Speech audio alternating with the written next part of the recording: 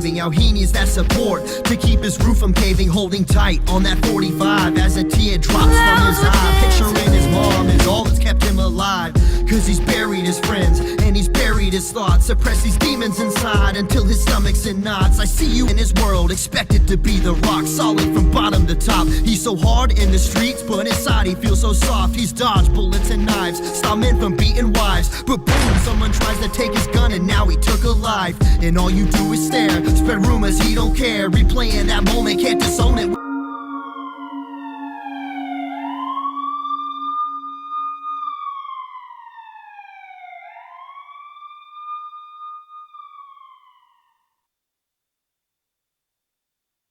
Everything stated on WTF Nation Radio is to be considered the opinion of the person that stated it, and not an official representation of WTF Nation Radio or U.S. Army WTF Moments. Price does not include tax, title, or license. Some assembly required. Each item sold separately. Batteries not included. Objects in mirror are closer than they appear. If conditions persist, contact a physician. Individual results may vary. Keep out of the reach of children. Avoid prolonged exposure to direct sunlight. Keep in a cool, dark place. And please enjoy the show. Shots. WTF Nation Radio is in the house.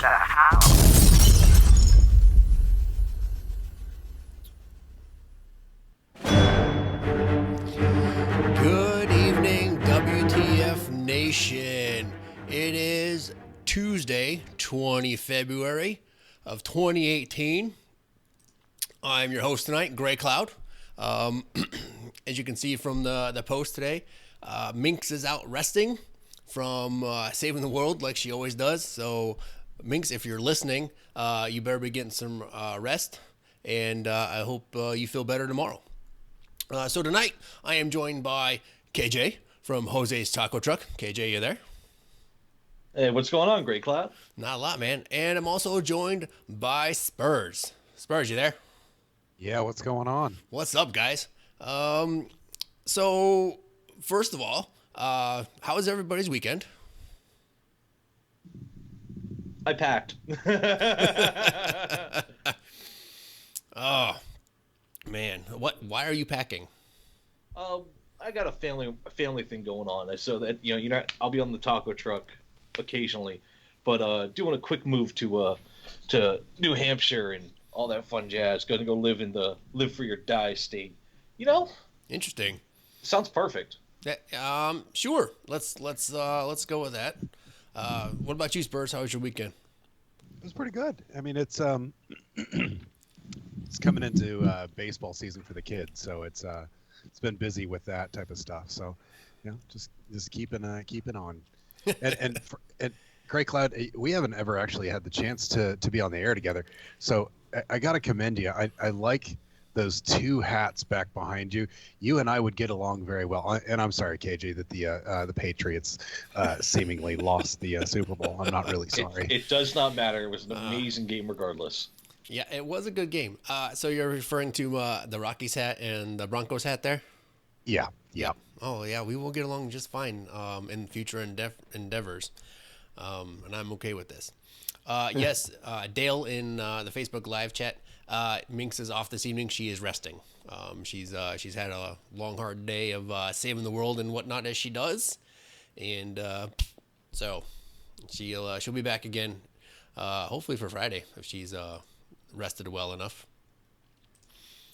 But so my weekend, school as always. I enjoyed my Monday off as the holiday was there, and just kind of relaxed and put everything together. And when I got school and stuff, and I hit the links today to help me with my my sickness a little bit, and it was nice. It was 75 today or some garbage up here, and it was like, what was it? It was like 40 some degrees on Monday, 50 some degrees on Monday. So it was it warmed up quite nicely. So we'll see how it goes.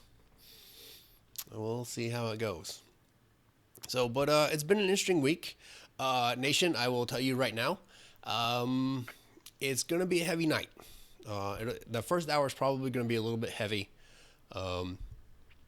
Only because I feel it's important to get this stuff out there, to make it known, and we'll go from there.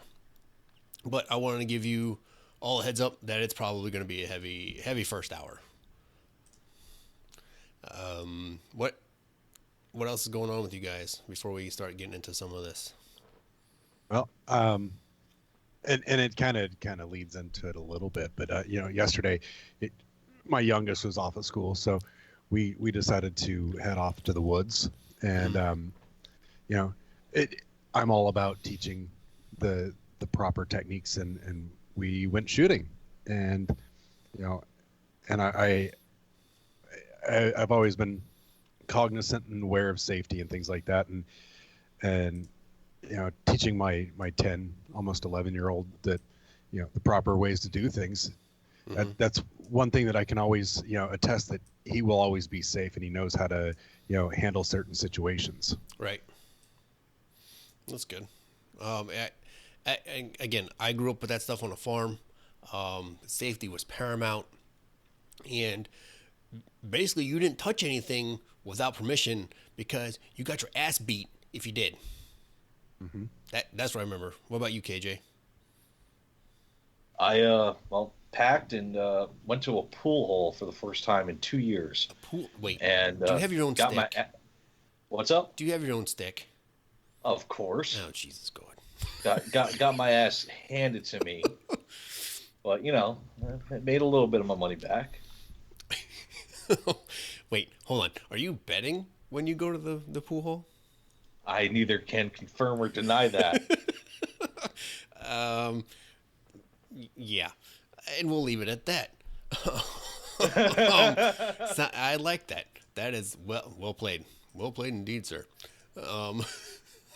But all right, so nation, as you can see, scrolling across the bottom of the screen here, we'll cover this story first because this story is really, really important. The 3 JROTC students that down there at Major Stoneman Douglas High School are being awarded the Medal of Heroism, which is a Reserve Officer Training Corps medal. All right. And the story I've got, the article I'm pulling it from, is on CBS News. You guys can go find it. It reads, the U.S. Army is awarding its Medal of Heroism to 3 Junior Reserve Officer Training Corps, JROTC, cadets killed in last week's school shooting in Parkland, Florida. An Army spokesperson confirmed Tuesday. Alina Petty, Peter Wang, and Martin Duke were all students at Major Stoneman Douglas High School where the deadly attack unfolded. The Army awards the Medal of Heroism to JROTC cadets who perform acts of heroism. The achievement must be an accomplishment so exceptional and outstanding that it clearly sets the individual apart from fellow students or from other persons in similar circumstances, the Army said in a statement. The performance must have involved the acceptance of danger and extraordinary responsibilities, exemplifying praiseworthy fortitude and courage. Now I'm going to stop right there, and I'm going to play something for you, nation, and I want you to listen to it, and then we'll cover it.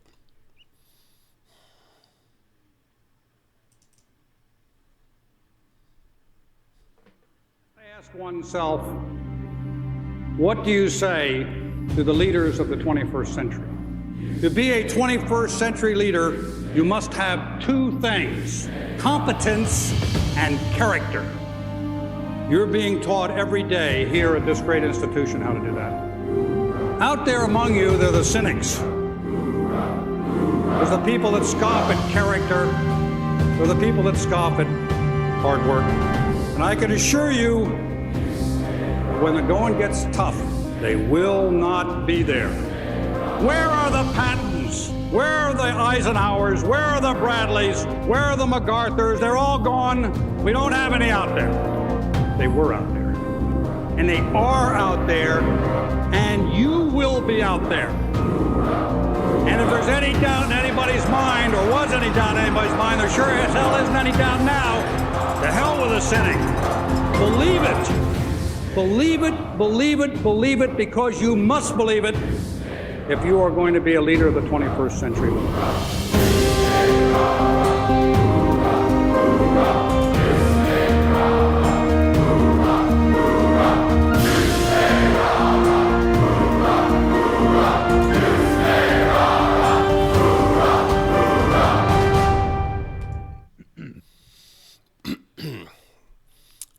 So, Nation, if you don't know who that voice was, that was General Schwarzkopf addressing the Corps of Cadets in 1991, asking for those leaders to step up, asking where they are in the ranks and the incoming classes and whatnot. The chant you heard was the entire current Corps of Cadets. That piece was for this year's Army football entrance. If these kids don't exemplify what they are looking for, to ask for them to be the next leaders, then I don't know what we're doing anymore.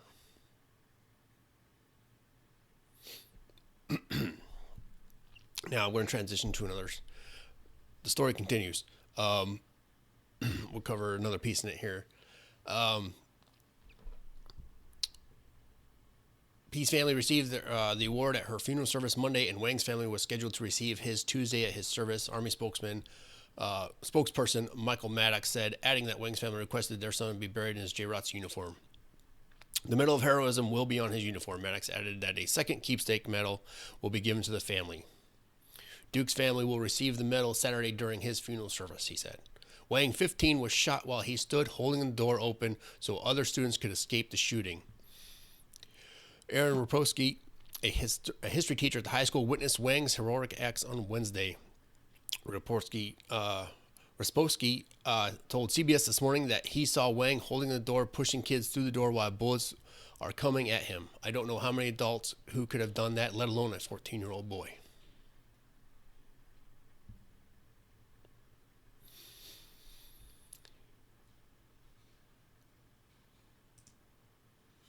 This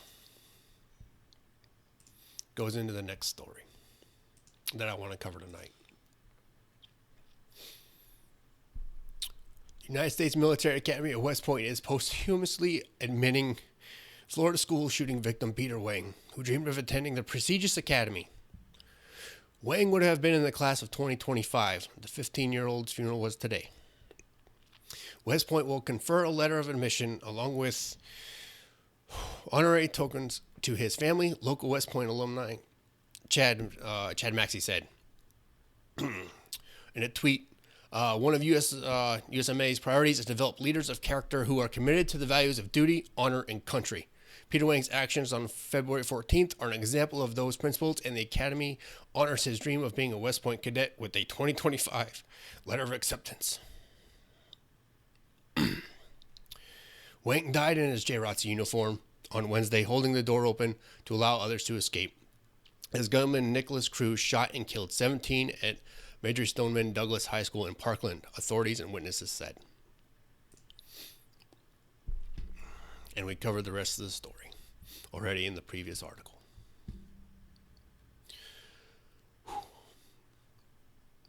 Hell yeah. Nation, I implore you to look at these kids, specifically JROTC, Peter Wang, and this is what Schwarzkopf was asking for. He was a leader and he wasn't even in yet. Why is it hard to find these individuals?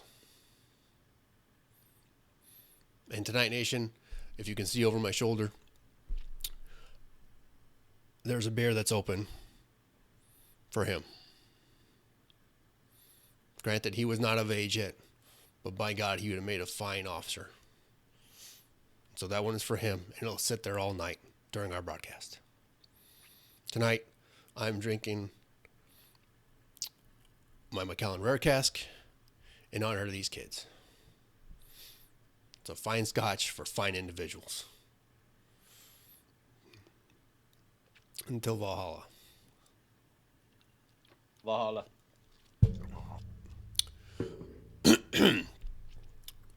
So, now that the heavy shit's out the way, I want to ask you guys this. Do you think this was the right approach from the United States Military Academy and the Army? I do. I agree that we definitely needed to honor him with the award. Have they actually gotten him the burial with honors yet, or is it still with the needing signatures? That I'm not tracking. I haven't seen anything on that yet, but I do know that it is something that was being asked for. But his service was today. Peter Wang's service was today. Okay. KJ, have you seen anything on that? No, I have not. The only thing I can say is that the kid deserves just as much as my brothers and sisters that aren't here as they got. That is something that is above and beyond what any high school student, any young adult should have to go through. He deserves that. I hope that he gets that. Right. Guys, this is why we have this. We have a debate. That's what makes us great. Dale, I can understand your point of view as well. Guys, if you're not tracking, Dale says it should only be active duty military that receive honors, or vets that have passed to receive the full honors. And I got it. It's a mixed feeling, and it's mixed across the board. But it should not be an argument. It should not be, I don't want to say this. It should be a dialogue. Okay. There's no reason to get heated. There's no reason for anything, angry about it. All right. It's an open dialogue about it. I could go either way. Right. I really could. I can see both points. I do. I totally see both sides. Now, and I don't know, because I never went through the junior ROTC program. In that, because I'm asking because I don't know. Do you have to swear an oath or do anything, or take any sort of commitment for the program? None at all. What happens with JROTC is it's an elective course in high school. You're entirely elected to take it. And it takes up a full slot of your day, 5 days a week for the high school student. And what it does is that, hold on, this just in from Boss. 3 of those killed were members of junior ROTC, and Governor Rick Scott on Tuesday ordered that Florida Guard members attend their service. It's good stuff. That's outstanding. And that's the thing that sells it to me, is that it is an elective that these children, a lot of teenagers I know, because when I went through NJROTC, Navy Junior Reserve Officer Training Corps, a lot of the kids there were trying to get an easy fucking A, and they left after the first year because it wasn't. This kid was 14. He was a freshman. He wanted to become an officer in the Army. He wanted to take those steps to better himself and get ready for what was needed of him to go to West Point to become an officer. He chose to take that class that was going to set him on this path to be in the military. You know, to me, it's there. And then the action of under fire, getting people to safety. It's sold to me. Okay. So go ahead. I can't be upset either way if they give him full military, if they don't give him full military. I won't be upset either way. But what I can say is that the kid did above and beyond what was required of anyone to do in that normal situation. He performed the act of a hero. Okay. So if we look at it that way, and I think maybe Governor Rick Scott, he ordered that the Florida Guard members attended the service. So if they're showing appreciation from the military. Maybe, going back to what Dale said, is no, he didn't earn it because he wasn't quite a member yet. But if we're showing our respect as the military, saying thank you, we understand you weren't old enough, but we honor you by attending, and he's getting the posthumous award as well. We're recognizing him.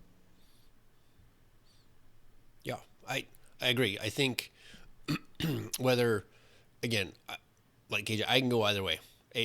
It's would it be awesome? Yes, but if it's doesn't get to that point where it's the full burial detail and all the other stuff, got it right. Whatever happens. But for what the U.S. Military Academy did, right? For what Governor Rick Scott did, for this individual in particular, it's huge. I mean, we're seeing it in the Facebook Live. I mean, it's above and beyond what and we've covered it again, but what anybody could be expected to do at that age. Who at that age expects to have to deal with something like that? And then to not even hesitate. He did what he needed to do to put the need of the masses in front of his own. Mm-hmm. And you can't. That's something you cannot teach. He did good. Yeah. Again, Peter Wang, here's to you, fine sir. I'm gonna address something in the chat. Dale, I see what you're saying. My only argument is UCMJ is law. Nothing about this involves the Uniform Code of Military Justice. Nothing about this dictates that these fine young gentlemen and lady could not get this award. Nothing states in there. And furthermore, they're not held to the UCMJ. They're not held to any of the articles in the UCMJ. Now, you're right, Cage. I was all for law when it was Bird Dog. But in this case, they are not bound by the United Code of Military Justice. They are civilians. They are JROTC students. They are civilians. So the government can do anything the fuck they want. And to my knowledge now, there is no full honors. There is just holy shit. Yep, there it is. You see that picture? I see the picture.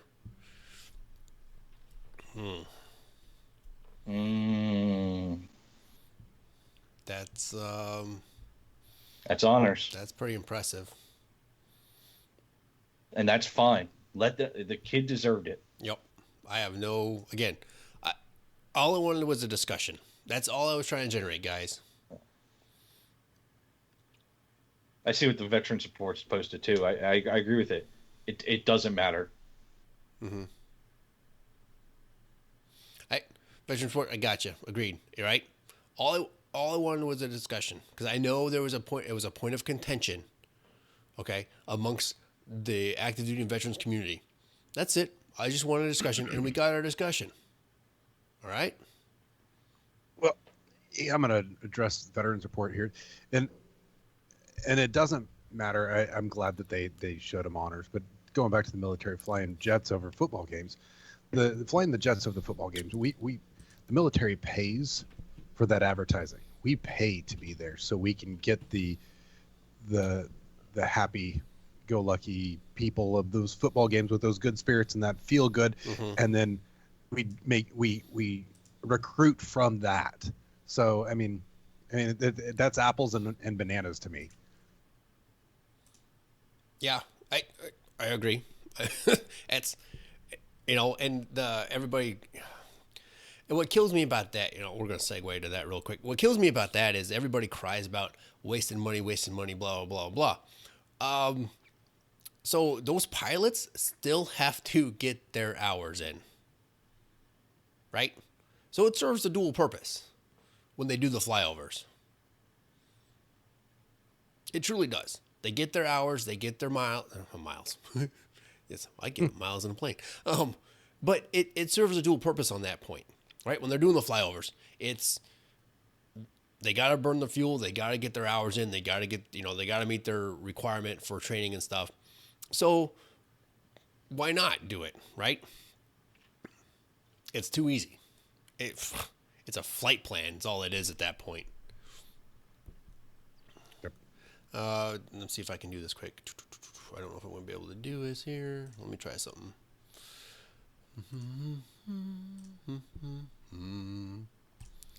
Sorry, guys. I'm humming as I try to work something out here to hopefully be awesome. Oh, everyone's not going to let me do it. Nope. I'll have to figure that out in a second. I'll message you about it. All right. Yeah, so that's my take on that. So, again, Nation, all I want to do is have a good discussion about it. We had that discussion without anybody getting heated, without anybody name calling, and that's what we're about. End of story. Yes, the B-2 is one of those aircraft that you see and you're like in awe every time. I think I could probably work around a B-2 or an F-117. I could have worked around one my whole career if I'd have been Air Force, and you'd have been awe-inspired every time you worked with it or stood next to it or walked up to it. They're just that fucking badass. Yep. Got your veterans report. That's a good way to state it. That's an excellent way to state it. And now we're talking about planes. See? Good segue. Good segue. Now we're talking about planes. Yes. Should have been a thinker. Yes, Doc. So, all right. So we got the heaviest stuff out of the way. In the first half hour. That's awesome. So we'll segue, and we're going to talk about some other stuff tonight. A lot of heavy news, because there's a lot of stuff coming out. Do we want to stay on military? Or do we want to talk about something really interesting that I found? What'd you find? Okay, so there we go. Americans could lose passports if seriously delinquent on taxes. Yeah. Did I drop you this article? Yeah, you did. I got it. Okay. So I saw this article and I thought that's a very interesting threat to bring on somebody if they are behind on it. One, how behind are you on your taxes that the IRS has to come get your passport from you, or to put a stop on it if you're trying to leave the country on a trip? Evidently $51,000 in tax debt. Yes. Well, how many Americans are possibly in $51,000 of tax debt? The ones that travel on private planes outside of the country and go and visit different islands. Yeah, it blows my mind that now this is what the issue is, right? That they're going to be denied a passport because or it gets revoked, right? Your status gets revoked when you go to clear customs trying to leave the country. Nation. So this article, I pulled it from Fox News. Begins, Americans who are behind on their taxes could be denied a passport or even have theirs revoked unless they enter into a payment agreement, a radical step that forms part of a crackdown on delinquent tax debt legislated by Congress. The IRS announced last month that it is beginning implementation of procedures aimed at cracking down on those with quote-unquote seriously delinquent tax debts. As Spurs alluded to earlier, it defines somebody owing more than $51,000 in back taxes, penalties, and interest for which the agency has issued a levy or filed a notice, and the period to challenge has expired. The procedure stems from the 2015 Fixing America's Surface Transportation FAST Act, wow, which requires the IRS to inform the State Department of those who are seriously delinquent. In turn, the State Department is required to deny the application for or the renewal of a passport. You know, when you sent this to me, all I was thinking was Happy Gilmore and Adam Sandler going and playing golf. I mean, how do you get that far behind on taxes? Apparently, I don't know. 1099. Not even. I can attest to this. 1099. Okay, so I just started the little bit of bartending, and are you a little bartender? I'm a fat bartender, but in a night in downtown Nashville, I pulled in $1,700 in credit card. And I ain't talking cash, in credit card, and that's all 1099. I have to pay the taxes, and there's separate taxes for the actual earned income, my hourly, and the tips. Oh, and by the way, it's during a holiday, so there's other shit I got to worry about. So lo and fucking behold, 1099, like my wife and I, we constantly are having to quarterly pay taxes. Oof. You know how fucking hard it is to quarterly pay taxes? Get our employers to give us quarterly 1099s? Can't you just that's write the IRS a check or something? Oh, we definitely could. But then why don't you do that? Because we have to not only calculate, but by the time we have accurate calculations of the taxes, because TurboTax doesn't like 1099. Well, by the time we do that, we're late for the quarterly file. So we have to get filed in the next quarter. Do you have to do the quarterly? The IRS prefers it. So by the time you get to the yearly, you know, this time of the year when you file your taxes, like any other normal human being with W-2, you know, the IRS is, well, you didn't file your quarterlies. We can't penalize you, but we're gonna make it painful. Here's how much you owe.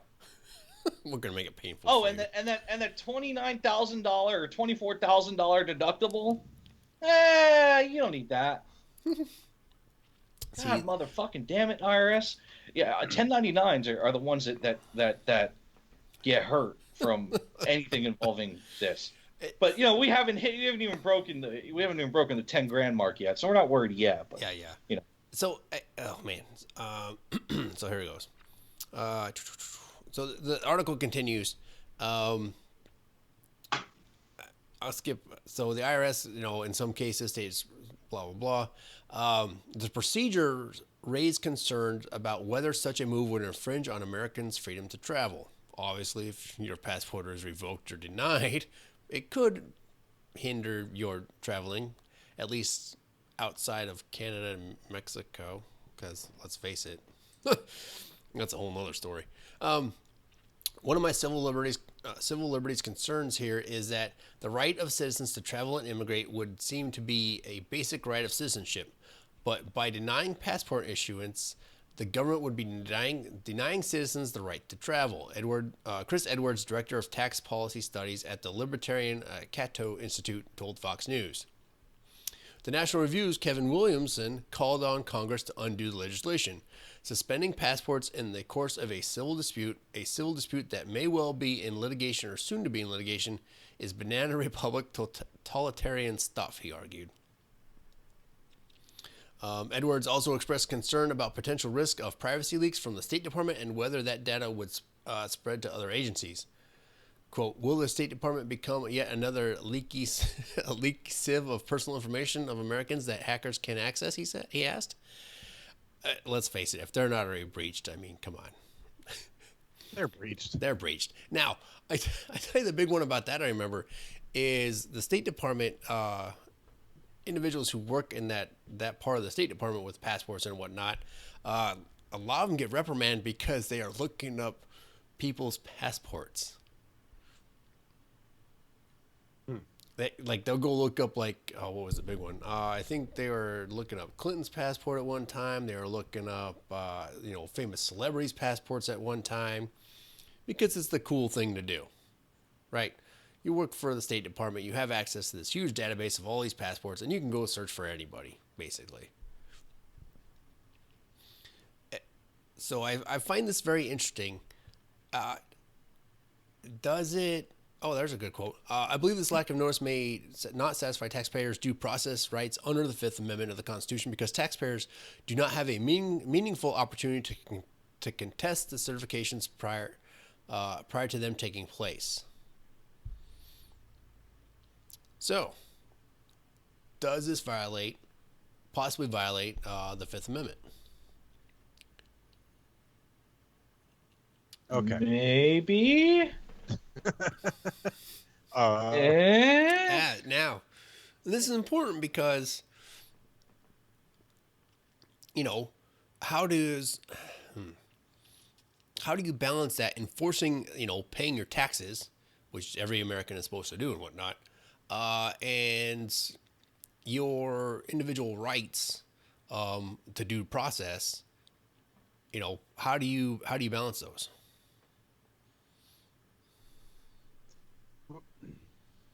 Can we back up a second though? Yeah, go ahead. Looking at the article, right? Mm-hmm.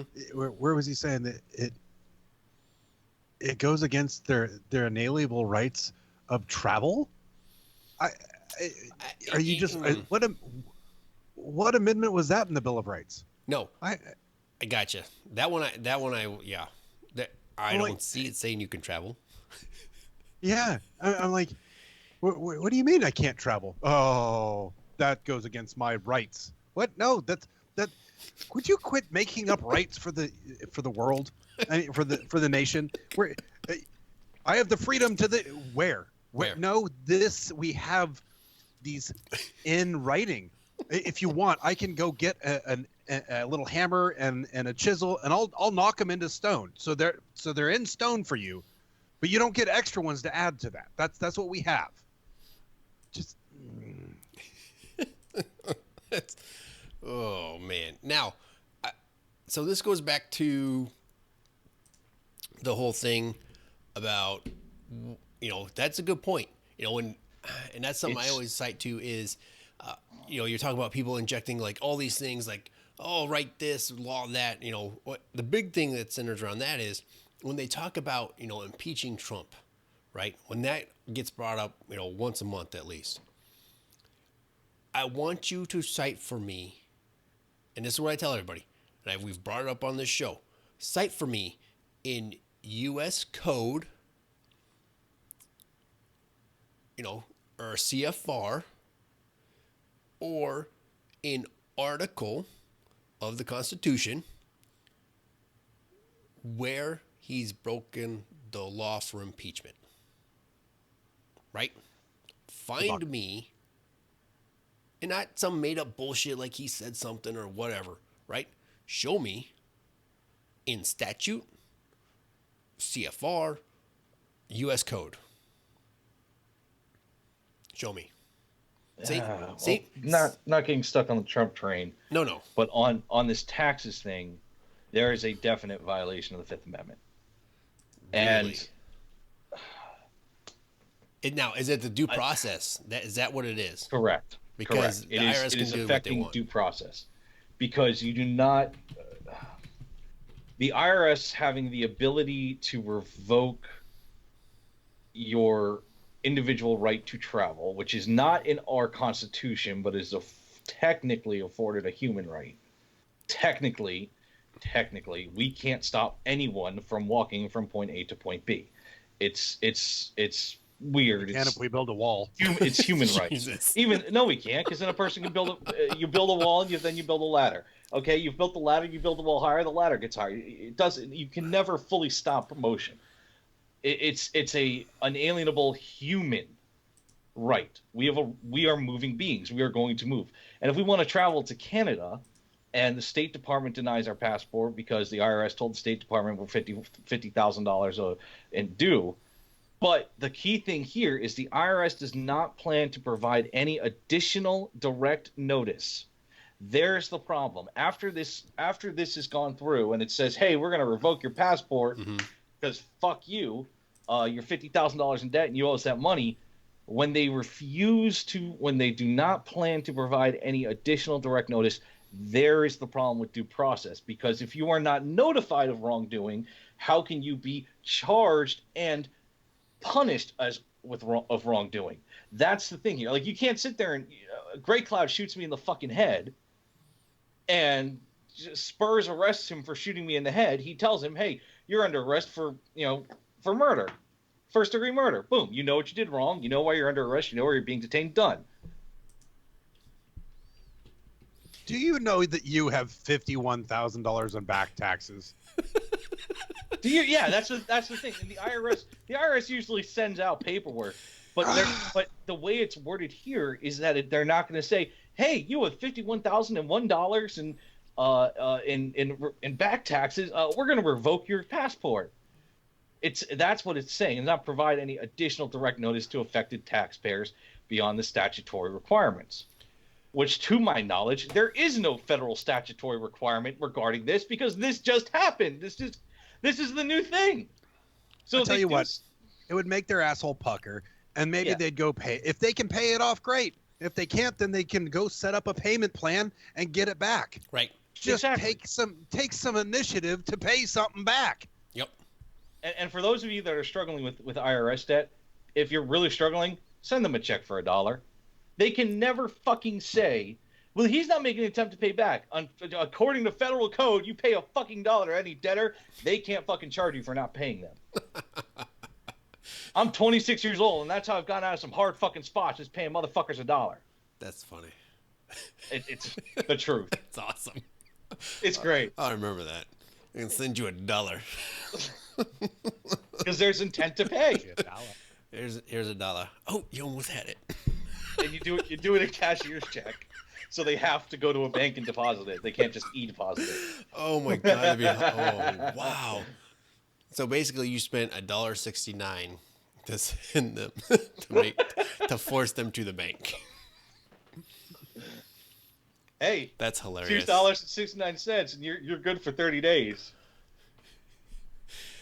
Oh man. God, taxation is not theft, Chris. Anyways, no, I found that a very interesting article. The other part about it, though, and here's one that really blows my mind, is that the IRS says that those at risk can avoid the State Department being notified if they pay the debt in full or agree to a payment plan. It also won't affect those in bankruptcy, serving in a combat zone, or those from whom the IRS has determined the debt is not collectible due to hardship. And due to hardship is in quotes. So obviously that is something you have to prove to the IRS, and well, I would like to know who the burden of proof is on at that point. If you burden of proof is on the accused. The accused, of course it is. Yeah. Oh, I'm going through a hardship. Let me go to the Bahamas. Oh, my passport's revoked? Yeah. Oh, come on now. Let me just get on a dinghy here and I'll end it out. I'll just head on out on my dinghy and get to the Bahamas, and with my cash. And I'll drink from coconuts and under the palm trees all the time. Remember, Cuba is only 91 miles away from Key West. Just saying, guys. Yeah, I'm just saying. I mean, people have made it on floating Buicks before. You leave my Buicks alone, damn it. A floating Buick has made it. I'm just saying.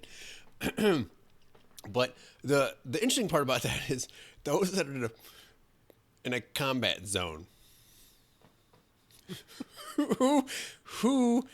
Okay, mind you, contractors make good money. Just saying. If you are in a combat zone, you have to be able to come back. So, as a contractor or as a government civilian, and even government civilians make good money, right? So it blows my mind that, oh yeah, we won't bother you if you're in a combat zone, right? What's the incentive to come back at that point until you're ready to like cash out? I mean, just sit there and still make all that money as long as the contract's good. Oh, it won't affect you if you're in a combat zone. That's why the wars keep going on. Tax evasion. Tax evasion. Over there making that money. General Mattis is sitting there. Each day his knife hand is getting more rich. Oh my God! Speaking of General Mattis, I saw. Oh my God! Right, so you guys are tracking the new DoD policy of non-deployable status, they're going to look to push you out now. Mm-hmm. Okay. Somebody on one of the main page chats, somebody had dropped in something they had sniped from somewhere, a photo, a screen capture, or whatever, and it is a comment on that article with General Mattis's photo, and it says something to the effect of, "Have you ever deployed, old man?" or some other fucking shit like that. And I was like, no. All I could think is, nobody's that stupid. Nobody's that stupid. The minute you think nobody's that stupid, you're proven immediately wrong every time. Oh my God. Holy shit. I could not, it hurt to try and fathom it. That somebody would actually comment that on that article. I read that too. She tried to continue it on my son is deployed. Yeah. Get off the military web pages if you don't know anything about this or who General Mattis is. Really? Oh. I mean, okay. We can't tell them to get off the pages, but at least educate them in our trademark sardonic, you're a fucking idiot way.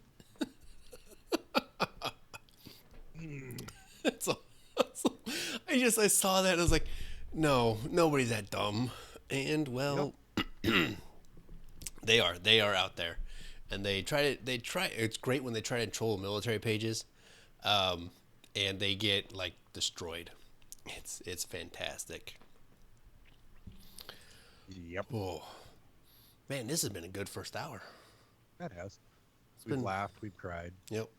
Again, I'd like to do the heavy stuff in the beginning, Nation, just so you're tracking. But yeah, so the next couple hours. So we got 2 hours coming up after this. We're gonna tease two articles we'll be covering in the next 2 hours or so. The first one is why North Korea and America could be at war by April. That's kind of heavy, and it's an opinion piece, mind you, from Fox News. So it'll be a very interesting take on it, and we'll try to find some other corresponding Asian Cartman pieces to go with it.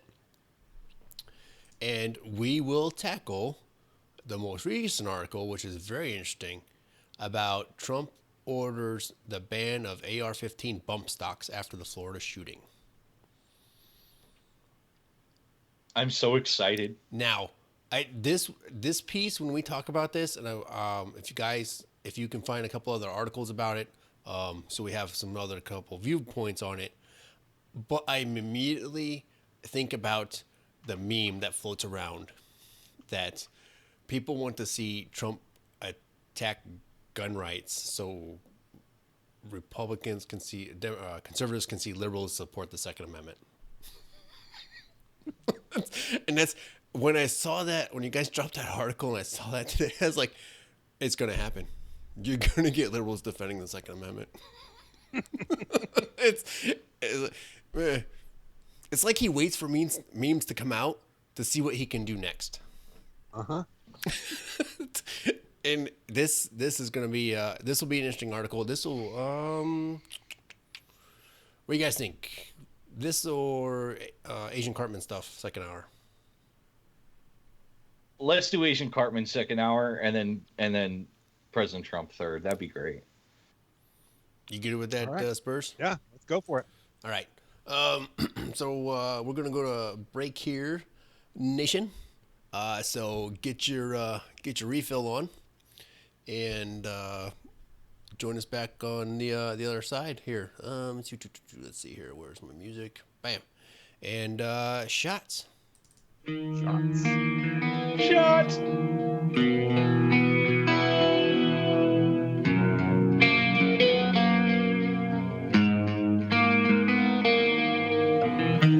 Hungry for another taste.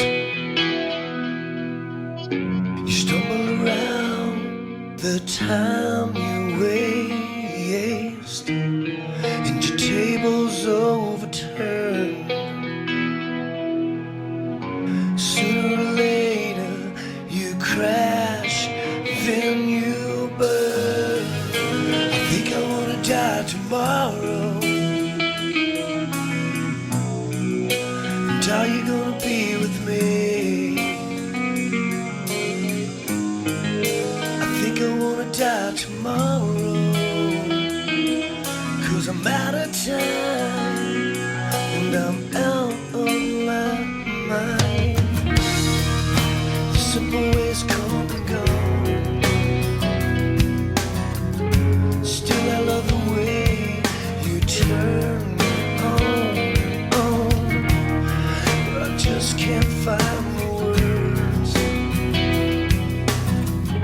'cause everything I say sounds so absurd.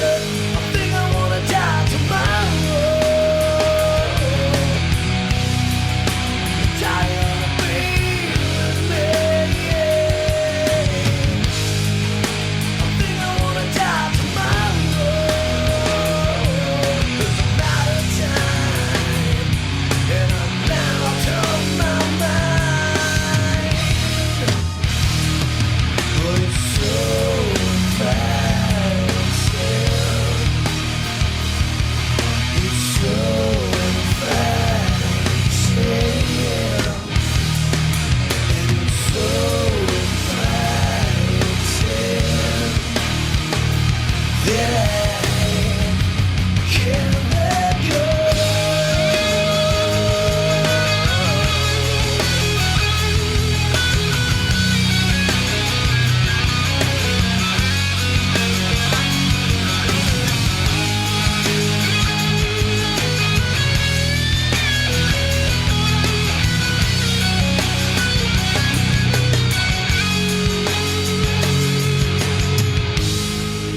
I think I wanna live tomorrow. So will you come and breathe with me? Think I wanna live tomorrow. Tired of being with me. Think I wanna live tomorrow, 'cause I'm out of time and I'm out of my mind. I don't care what you do. I don't care what you need. I don't care around my heart, just instead of watching bleed. I don't wish upon a star, 'cause I don't care who you are, 'cause I'm out of time and I'm out of my mind. You can't save me if I can't save me, and you won't follow if I keep falling in, and you won't listen to what I'm saying, 'cause I'm so broke.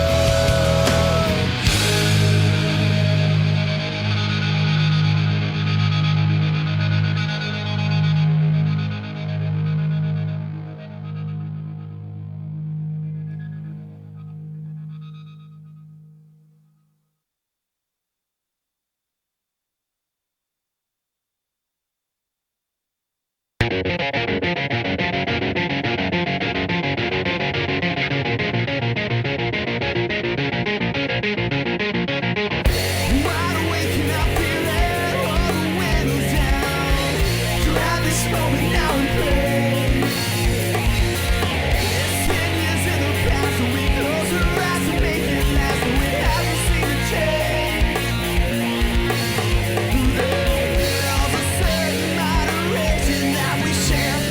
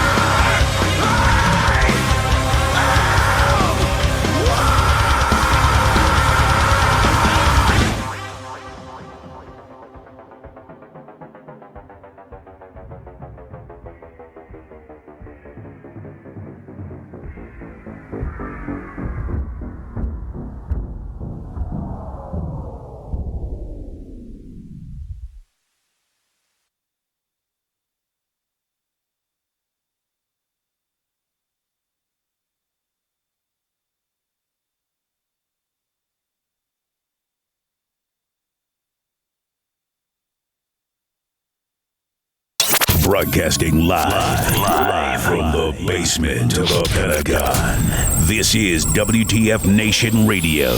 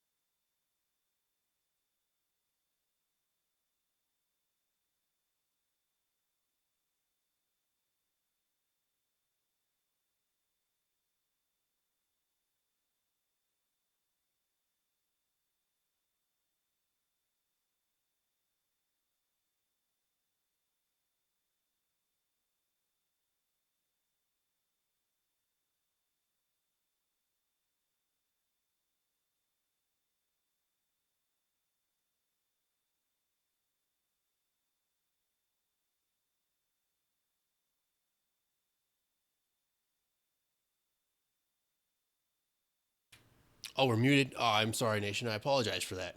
Wow. Wow. Man, I was doing really well. Oh, I forgot to unmute us. All right, Nation. As I was saying, continuing with our discussion from last time about the travel and the restrictions and whatnot. Specifically regarding international travel, in Kent versus Dulles, 357 U.S. 116 in 1958, the United States Secretary of State had refused to issue a passport to an American citizen based on the suspicion that the plaintiff was going abroad to promote communism, personal restrictions, and national security. Although the court did not reach the question of constitutionality in this case, the court, in an opinion by Justice William O. Douglas, held that the federal government may not restrict the right to travel without due process. The right to travel in part is a part of the liberty in which the citizens cannot be deprived without due process of law under the Fifth Amendment. If that liberty is to be regulated, it must be pursuant to the law-making functions of the Congress. Freedom of movement across frontiers in either direction and inside frontiers as well was a part of our heritage. Travel abroad, like travel within the country, may be as close to the heart of the individual as the choice of what he eats or wears or reads. Freedom of movement is basic in our scheme of values. So, to touch back on that, what we were talking about last hour, do you guys see a possible constitutional challenge to that? Based on what we just saw from a court case in 1958. Once again, if that is the case law, that's the case law. And once again, if the IRS does not plan or follow through with notifying those who are offenders that, hey, you're not allowed to travel, it's further offense to the Fifth Amendment. Already, based off what's said, if that's the case law and nothing has happened since 1958 and now, and that is the case law, then it's already against the law, and the Supreme Court will have to review it. Right. But if there is something in there and there is a new case law and they continue on that path of, we're not going to tell you anything, just when you go to check in, when you come to check back in the United States or you go to leave the U.S., you're fucked. It's a violation of the Fifth Amendment. You were, without any due process, you were having a liberty removed. Right. Spurs?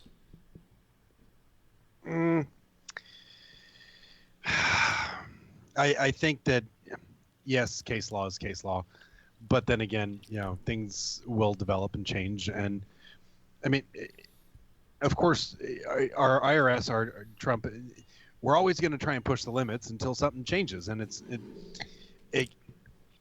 nothing's going to change until there's something brought before the courts, and it could change after they take it to the courts. I'm still going to go back to the fact that that you haven't paid your taxes. that you're, you don't just overnight become $51,000 in tax debt unless you win the lottery and then decide not to pay the government. Then they're going to come after you and go, okay, we need this money. Yeah. But still, You know that you owe taxes. Even then, it's automatic because the lottery commission, or however it's set up in whatever state you win it in, has that set in automatically. You will pay the taxes. It's just how you pay them, whether you pay the lump sum or you pay it over the annuity period. Yeah. So, and what's interesting about that, they're talking about those winnings. Caesar's Palace actually was the first one to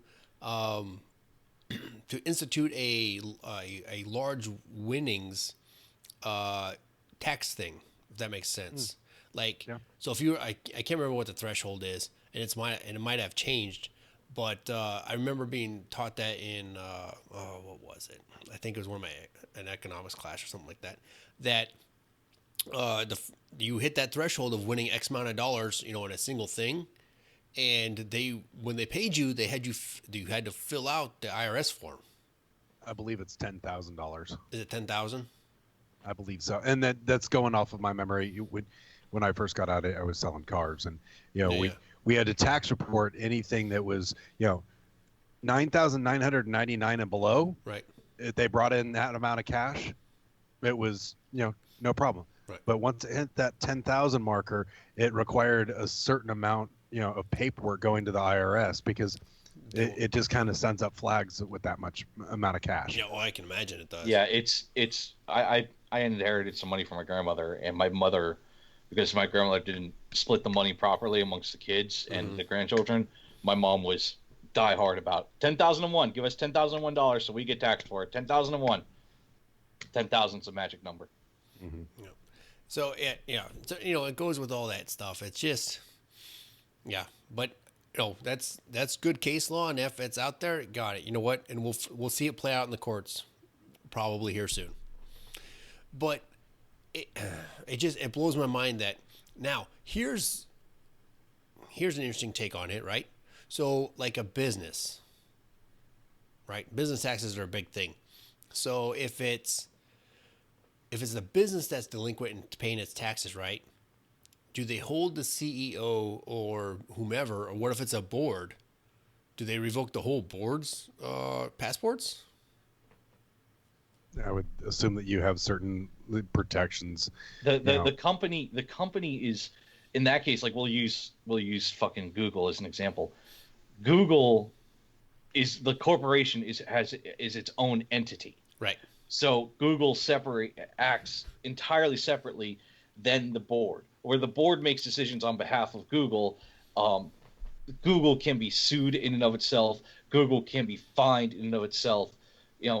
Google, for lack of better phrasing, Google's the ones whose passport would get revoked. The board would not be the ones who would lose their passports in this instance because they're individuals working for this entity called Google. Got it. It's complicated shit, but it's business law, and business law is just a fucking bitch. No, I got it. It's just one of those things to throw out there for to fathom and mull over. That's all. All right, moving on. I'm so excited. Moving on. So again, Nation, this is an opinion piece, but I think it's important because it's relevant in the current situation of everything that's going on in the world. Again, the article I've pulled is from Fox News. It's an opinion piece by Harry J. Kanzanzi. Why North Korea and America could be at war by April, which is give or take 6 weeks away. The article opens, despite some media outlets and endless fawning over all things North Korea during the Winter Olympics, the catalyst that nearly brought Washington and Pyongyang to war last year, the murderous Kim regime's quest for nuclear weapons and missiles that can strike the U.S. homeland, is only growing more powerful by the day. In fact, we seem destined to relive the tension-filled events of 2017 all over again. Know this. Come springtime, the United States and North Korea could very well find itself at war as tensions are set to spike once more. Thanks to a unique set of overlapping events, it seems all but certain that the ente brought about by the Olympics will end up being short-lived. First, we need to understand the fundamental problem that is pushing Washington and Pyongyang toward a potential military clash. All right, guys, let's stop there. What do you think about the tensions from 2017 kicking up again after the Olympics? Well, of course they're going to be butthurt that they didn't win any medals. That South Korea won them all. It's not a matter of it's not a matter of winning medals in the Olympics. Remember, Korea is operating off of one flag, so North and South Koreans are competing under the Korean flag. The issue here is we noticed at the end of November and throughout December and beginning of January of, hey, yeah, the Olympics are happening. Yeah, no, let's talk. It's going to be fine. Because the Olympics are a way for Kim Jong-un to get out there and push. Look at North Korea, everybody. Look how great it is. We have Cheer Squad that can't tell real Kim Jong-un from fake Kim Jong-un. That was awesome. Holy shit, that was funny. He's also he's also my hero this year so far. But I mean, it was a platform for him to push. Come to North Korea. Everything's fine here. Our people are eating. Our people are happy. It's a lovely place. We're not going to kill our athletes for losing. Stuff like that. Of course, things are going to turn around immediately after the Olympics because he doesn't have the platform, and now he has to project to the rest of the world that, no, you are all the aggressionists, and you are the imperialists, and how dare you try to encroach on my beloved kingdom, blah, blah, blah, blah, blah. It's the same rhetoric. It's the same bullshit. Do we have any springtime events going on that we normally have over there? Actually, I forget the name of the exercise. Happens every year, but it was delayed and pushed off by the Republic of Korea and the United States till after the Olympics. Oh, after the Olympics. Mm-hmm. So we're going to do this, and he's going to get all butthurt, and, then he's going to, we're just going to go through this same cycle again. And, I highly doubt we'll go to war. It's the same saber rattling and drum beating the entire time, every time, because he knows not to push it too far or he's going to get annihilated. Right. And let's look at it. Let's take a step back and look at this, though. It's right after the Olympics, the world's most televised event. This is something every 2 years you can count on the entire world tuning into for whatever reason, be it drama, be it for athleticism, be it for global community, whatever. And what happens immediately when the Olympics are over? They have to clean it up. South Korea is going to put a lot of manpower into cleaning up Pyeongchang. Pyeongchang is going to have to, okay, what are we going to do with the stadium? Okay, we're going to do this. There's going to be a lot of eyes diverted to what to do with the Olympic stadiums after the Olympics are over with. All that, to me, is a prime time of, so you're not looking at the 54th 100%, are you? I would use that moment when that initial confusion of everybody leaving the country, trying to keep track of everybody leaving the country, trying to keep track of who's staying in the country. That's when I would do something stupid. That's when I would want to fucking start having some fun. But then the argument comes back to, other countries' peoples are there and you piss off the world, blah, blah, blah, blah. Yeah. I fucking hate Kim. I don't think that'd be the tact he would use. I think he'd wait till it was done. And I don't think he'd care if he pisses off the world and if he does it. No. There's no waiting. If he wanted to do it, he would do it because he wouldn't care. Now, the interesting part, and Spanky got it for us, is it's Full Eagle is the name of the exercise we pushed off till after the Olympics. So it'll be interesting to see, like you were saying, Spurs, the saber rattling that constantly happens. So my question on this is the saber rattling. How much does he ratchet it up shortly after the Olympics if Full Eagle kicks off within 7 to 10 days after the closing ceremonies? Minimal. You think so? I think it's going to be the same as usual. I think it's going to be the same level, which to me is minimal. Words. What I'm worried about What I'm worried about is with full Eagle getting kicked off and all of our boys in the same spot, if he decides not to do the usual, and we have the majority of troops practicing, deciding that it's time to train, that's a target, and he's got a lot of artillery. Nah. He's not going to do anything towards that exercise. He's going to get butthurt about the exercise happening because that's we're practicing an invasion, and then he's going to light off some missiles, and some rockets, and they're going to go off into the ocean, and they're going to come close to Japan. Japan's going to get pissed off again. Blah blah blah. It's going to be the same rhetoric. Yep. So that's all along the same line. And I was going to agree with Cause there is that I would like to watch and see what happens. Granted, getting that information out of North Korea would be hard pressed, whether those athletes are jailed, killed, or persecuted otherwise. But also, I see him, Spurs and Cause. I see him launching an ICBM. In fact, I bet you there are plans ready to rock and roll within that window of 7 to 10 days after the close of the Olympics for him to do something. What if it works? What do you mean? That's my question. What if he launches it and it works? What if that's the one? What now? Define that though, because in theory, most of them have worked. The telemetry comes back saying they do have the capability, and this has been published in the news, that they do have that capability, but they are not being sent that way. Does that make sense?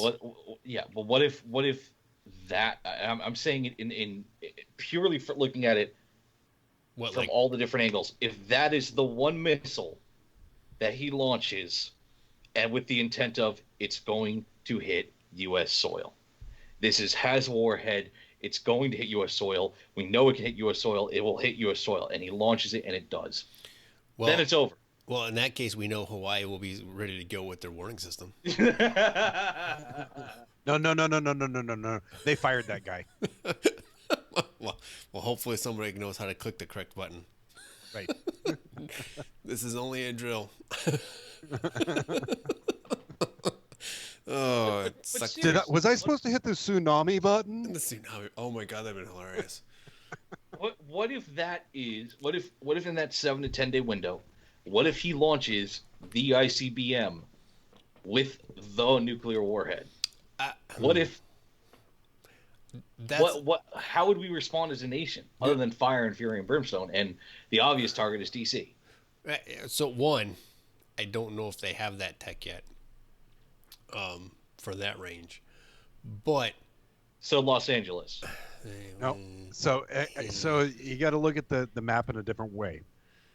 I think we always look at the globe as a linear type thing, but he can hit us in DC, in Washington. So think of the top half of the United States, not the bottom half, because he's shooting it over the pole instead of around. Right. I know how ballistic missiles work.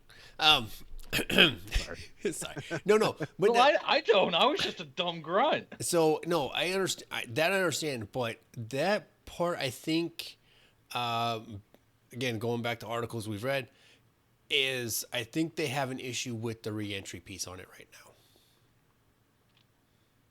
Okay. I think that's the struggle right now. Telemetry for everything else seems seems to suggest that he could reach, as you were to say, flatline linear. He could reach Hawaii in theory, Guam's possibly in range, and things like that. And then I snickered at Cause's comment in the Facebook Live is flat earthers look at the Earth linearly. But so the tech is there to a point. Now, would he? And this goes back to a conversation we've had many times. Every time the saber rattling happens, is first strike or retaliatory. Either way, we're in the wrong. Because if he hits us first and we go retaliatory, the argument will be, well, we should have done something, we should have known. And if we first strike first, then we're right back into, the Gulf War and OIF, OEF. right? Well, technically OEF was retaliatory, but we're back to OIF's argument. Does that make sense? Yep.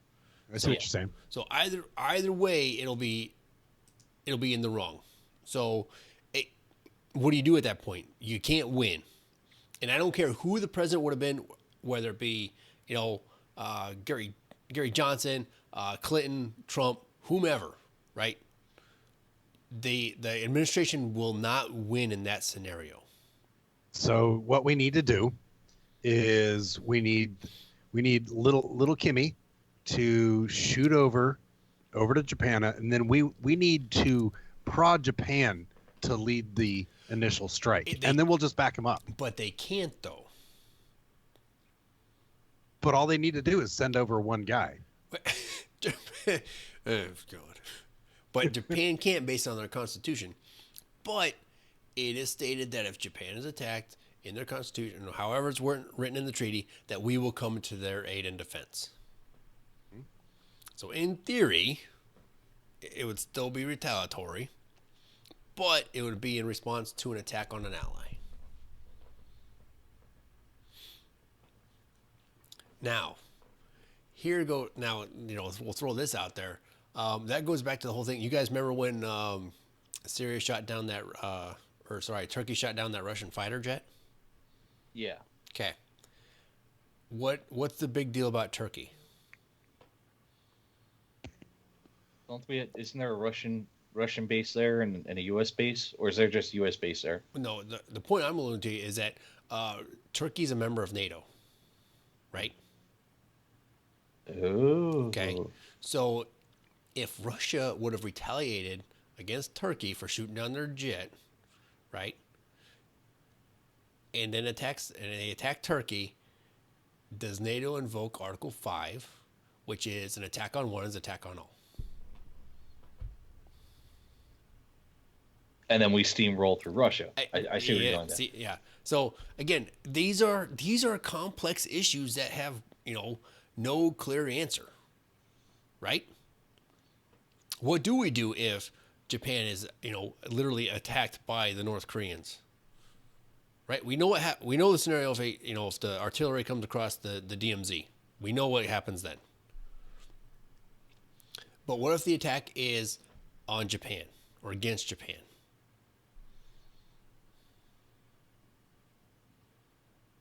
We go help.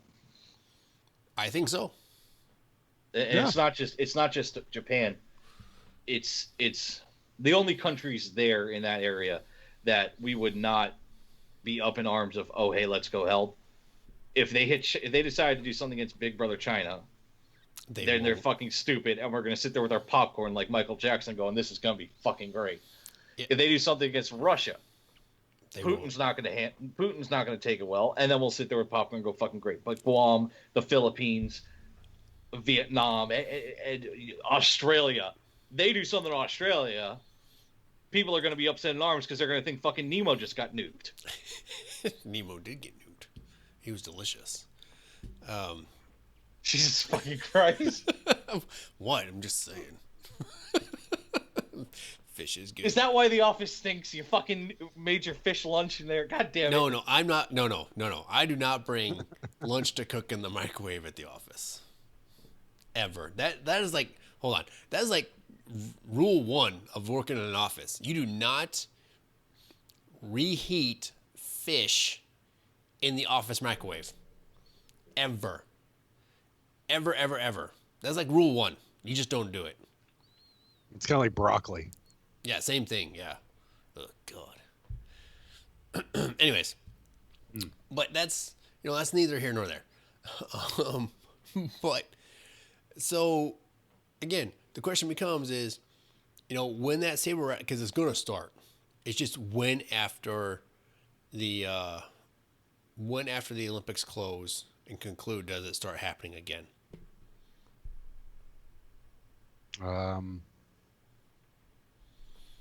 It's going to be more of the same, but the one thing I fear is because if you take a step back and look at it, and when it comes to war, when it comes to any kind of war fighting, I'm automatically a pessimist. He got Full Eagle to be put off, which sucks, but it works for him because now you have the Olympics in between training. So you have Full Eagle put off till after the Olympics. You can bring North Koreans into South Korea. That's what worries me, is that North Koreans come into South Korea and they don't leave, and then Full Eagle starts up. There's so many what ifs that's running through my head. Of you've got sleepers, you've got the artillery barrage for all the guys working on Full Eagle, or the fucking ICBM decides to make love to Washington D.C. You know, whatever. There's so many things here of skullduggery and subterfuge that just. I see what you're It's saying. hard to anticipate with a madman. But here's the thing of that. If you don't think that every last one of those North Koreans is not being watched, then you're fooling yourself. Oh, and you're absolutely correct. But look at France in World War II. It was not hard for those in Vichy France to get into occupied France, and hey, I'm a Frenchman. I'm stuck in Vichy France. I want to reunite France. Oh, great! Join the resistance. Cell gets obliterated. You know, you never know where someone's true loyalties lie. True. 100% of the time when it comes to an area as hostile as this. And I use an extreme example of World War II, but you don't know what him and his little hodgepodge of gremlin-looking generals are fucking doing, are planning and plotting. And because they're and because they were backed by communism, you know, they had fucking resources from Soviet Union and from China that had fucking those off the wall fucking schools that fucking taught shit like that. Above and beyond KGB, the fucking Chinese fucking KGB, whatever the fuck they're called, I can't remember. But you know what I'm talking about. They had the fucking horse school, the Sparrow School, whatever the hell it was called. Shit like that. Okay, so they had those resources back then that they still are using now. We know they are. Are you referring to a honeypot? It's the oldest play in the book, man. You got honeypotted, but still, it works. I'm just asking if that's what you're into. That's fine. I'm just saying. I mean, it was my first marriage was a honeypot, so you know. Wow. And we will not touch that one for a long time. It was a joke. Come on. Nope. So it's interesting that KJ, you do have a point that the U.S. and the Republic of Korea, South Korea, did push off Full Eagle for the Olympics. They appeased the international community at putting off this exercise, this joint exercise between two militaries. With that being said, I agree with your point that there could be something that happens to during the exercise where there's a defector, or somebody infiltrates, or whatever term you want to use. They stay behind during it, and they are an agent of the North Korean government. But do you really think that's what the play could be? Do you really think that that's where he would want to go with this? If outright saber rattling doesn't work, if outright, oh, don't you wave your dick at me, I'll wave my dick back at you. Oh, well, why are you waving my? It's like that. Two kids in a fucking locker room trying to prove how big their dicks are. The issue here is if that's not working, and Kim Jong-un and his gremlin generals can't be that fucking stupid. They can't. Well, again, we'll go back to your point earlier in the first hour, and you say that, and then you get proved wrong. Right. I mean, you never know. I mean, you can't. You never know. You never fucking know. Spurs, what do you think? With the Hermit Kingdom, we don't know. I think he knows, and it's not just him. He's got his trusted sidekicks. I mean, yes, we're good at blaming one individual or anything, or for situations like this. But he's got his regime. They plan, they plot, they do this. They know where the limits are. It's not rocket science, because I mean, if it was, then they'd be able to have the reentry on their rockets. But Yes. they know where to stop. They know what to do and what not to do before they get annihilated.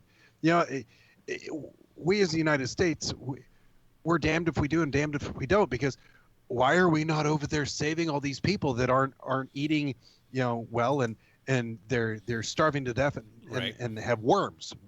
We're bad people for not doing it then, taking them out of power. So should we go take them out of power? No, because if we go take them out of power, we're bad people for starting a war. Right. We're damned if we do and damned if we don't. So Yep. he's either got to step up to the plate and knock something down, whether it be against us, whether it be against one of our allies, and then we can be over with it and knock him off the face of the earth. Yeah. I agree. And it's something we, Minx and I have talked about it at length on many shows, that rocking a hard place for the administration. All right. So to transition, while we're still on North Korea, North Korea canceled a planned meeting with Mike Pence at the last minute, the U.S. says. This story is from Time.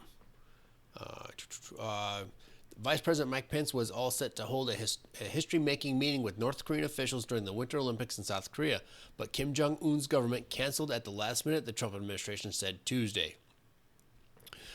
Pence led the U.S. delegation to the opening ceremonies in Pyeongchang, South Korea, amid dramatic speculation that the United States and North Korea might finally sit down to talk. North Korea has sent athletes to compete at the Games along with a delegation including its nominal head of state and Kim's sister, Kim Yo-young. But while U.S. officials had left open the possibility that Pence could potentially meet with the North Koreans during the visit, they had emphasized that no such meeting was expected. On Tuesday, the vice president's office said that North Korea had dangled a meeting with Pence in hopes that doing so would entice Pence to ease up on the North. Pence's office suggested that North Korea later bailed on the meeting because it became clear that Pence would hold firm on the U.S. stance if a meeting did occur. And the State Department said that while Pence was willing to meet, he would have used the opportunity to drive home the necessity of North Korea abandoning its illicit ballistic missile and nuclear programs. Quote, "We regret their failure to seize this opportunity," said State Department spokeswoman Heather Nauert. Pence's chief of staff, Nick Ayers, said that the planned meeting, first reported by the Washington Post, would have included an uncompromising message delivered by Pence about the maximum pressure campaign the Trump administration is waging to try to deter North Korea from proceeding with its nuclear program. Perhaps that's why they walked away from the meeting, or perhaps they were never sincere about sitting down, Ayers said. North Korea had no immediate response to the news out of Washington, but North Korean officials had said previously that they had no interest or intention of meeting with Pence in Pyeongchang during the Games.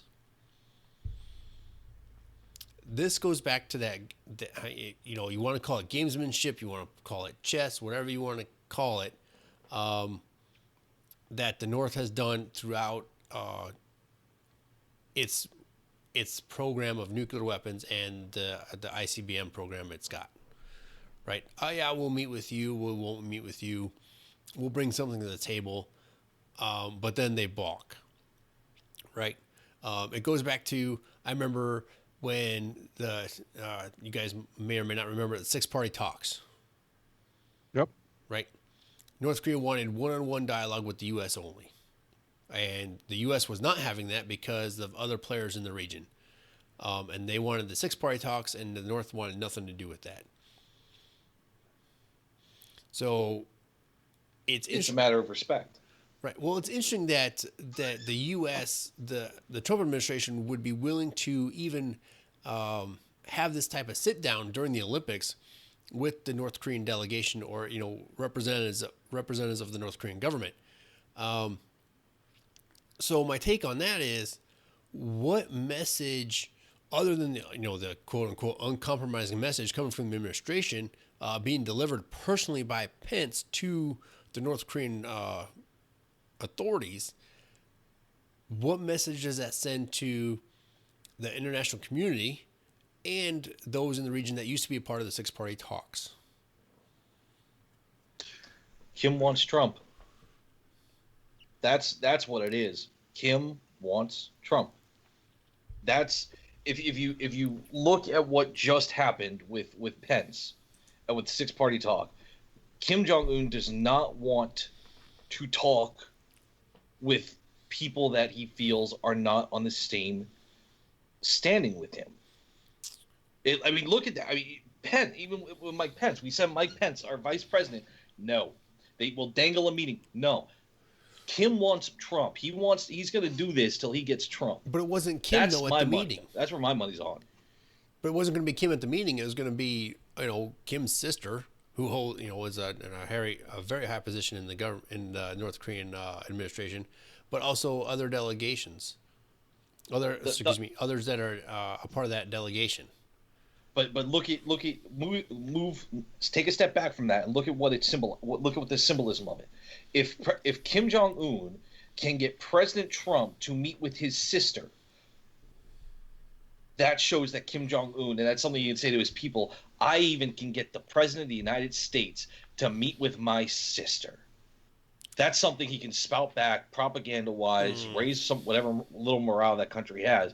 But it's a power play. Look at who has come and visited. He had President, didn't he have Bill Clinton come one time? Yeah, I think so. I know Hillary's been there. I know several other Secretary of States. But he wants a president that he can say was under his thumb, that he got him to do what he wanted.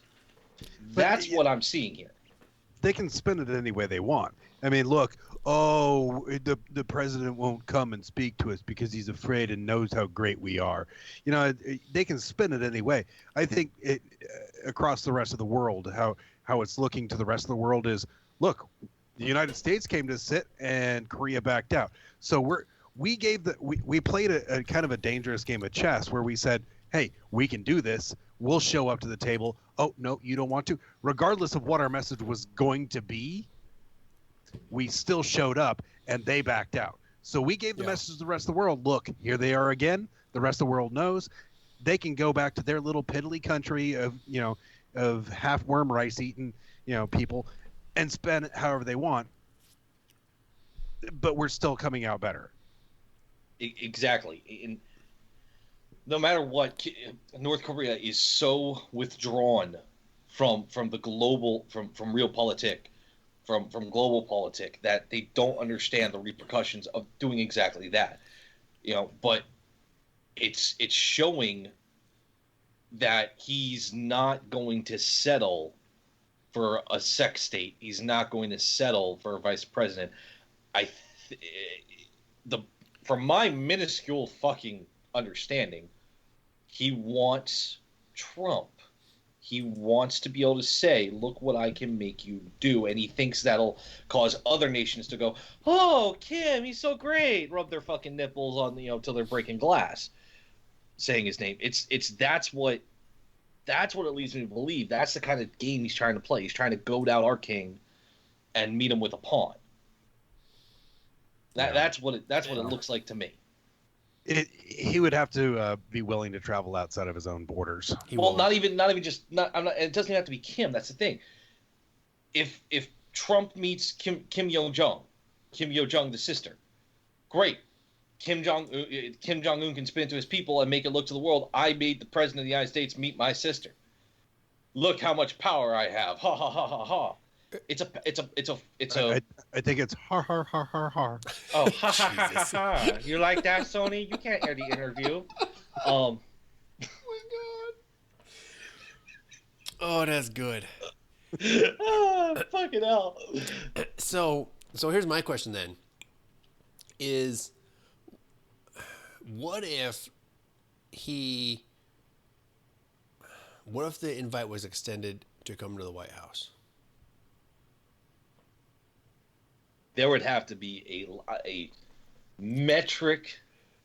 There'd have to be a metric fuck ton of concessions Like, if Kim was to come to the U.S., he would request so much shit. Like, he would request having his own private security, like they all do, but like a battalion-size element. Shit like that. I don't see Kim going to the White House, but that would definitely throw a wrench in the game. That would definitely be playing against a New York chess hustler than playing against a professional player. Think about that though. What mess? And then, so the invite gets extended, right? He invites the Trump administration invites the North Korean administration or their delegation or whomever to come to the White House for negotiations. Not there in the divided room in the DMZ, but he's actually extended the invitation, sends the invitation out to come to the White House for discussions. And then the North Korean regime balks at that. Then it would solidify.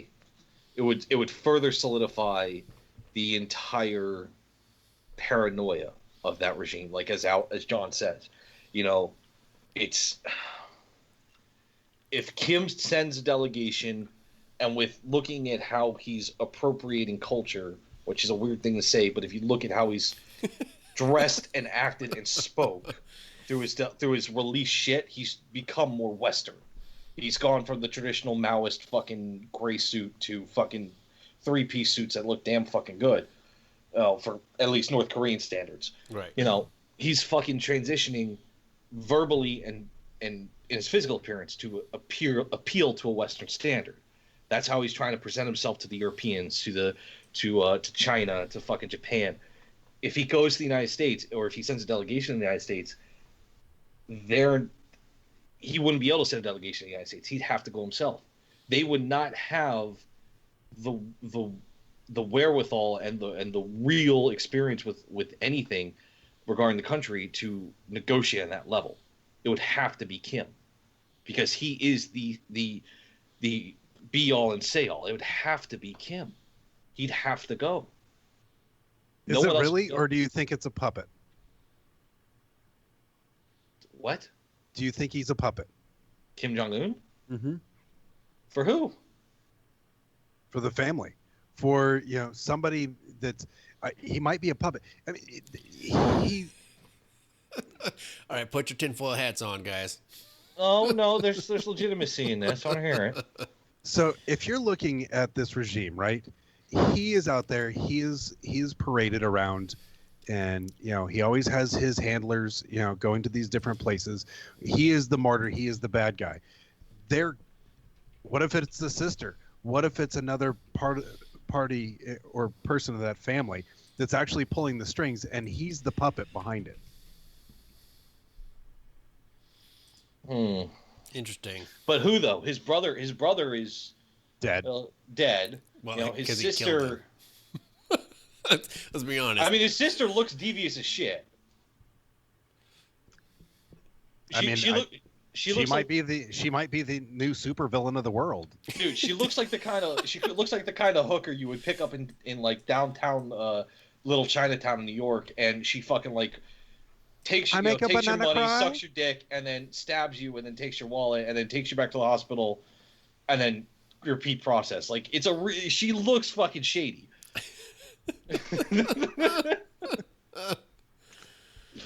Oh, she looks shady, dude. But I can't see, especially with the progression, of whoever granddaddy was, which I can't remember his name. Please forgive me. To Un. It's absolute progression. It's absolute power. I don't see. Oh yeah, little Un. Don't worry about it. Yeah, you're in charge. Don't let him near the fucking nuke button.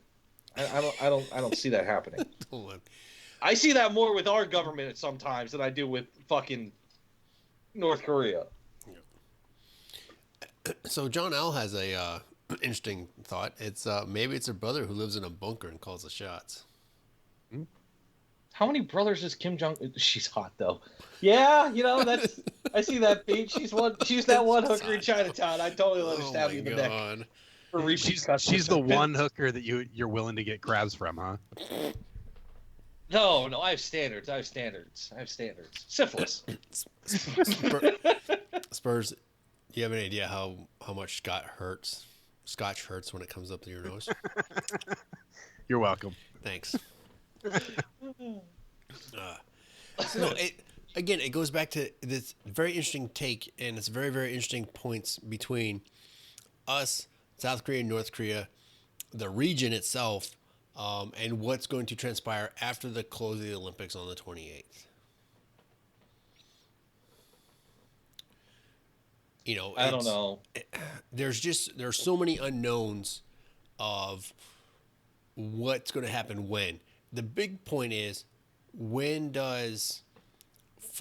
they continue with Full Eagle, or do they kick off the next military, the next joint exercise, and then how far after that, or how long after that, does North Korea go to saber rattle? Because it'll happens every time. And then how much saber rattling do they do? Do they just kind of mobilize some things? Do they send out some rhetoric? Or, like we were talking earlier, do they launch an ICBM? Or they do another nuke test? What if they do nothing? What if and this is a totally bold thing here, but what if they, instead of saber rattling, take that step in the proper direction and say, hey, I see you're doing Operation Full Eagle. We can see you through our binoculars on the DMZ. You might want to move that tank unit over to the left. That would serve its purpose better against our artillery. Like, and this, Americans in South Korea go, what if the Olympics suddenly changed Kim Jong-un and he's, maybe this whole thing was a bad idea. They'd say let's be the nuke producer for the world.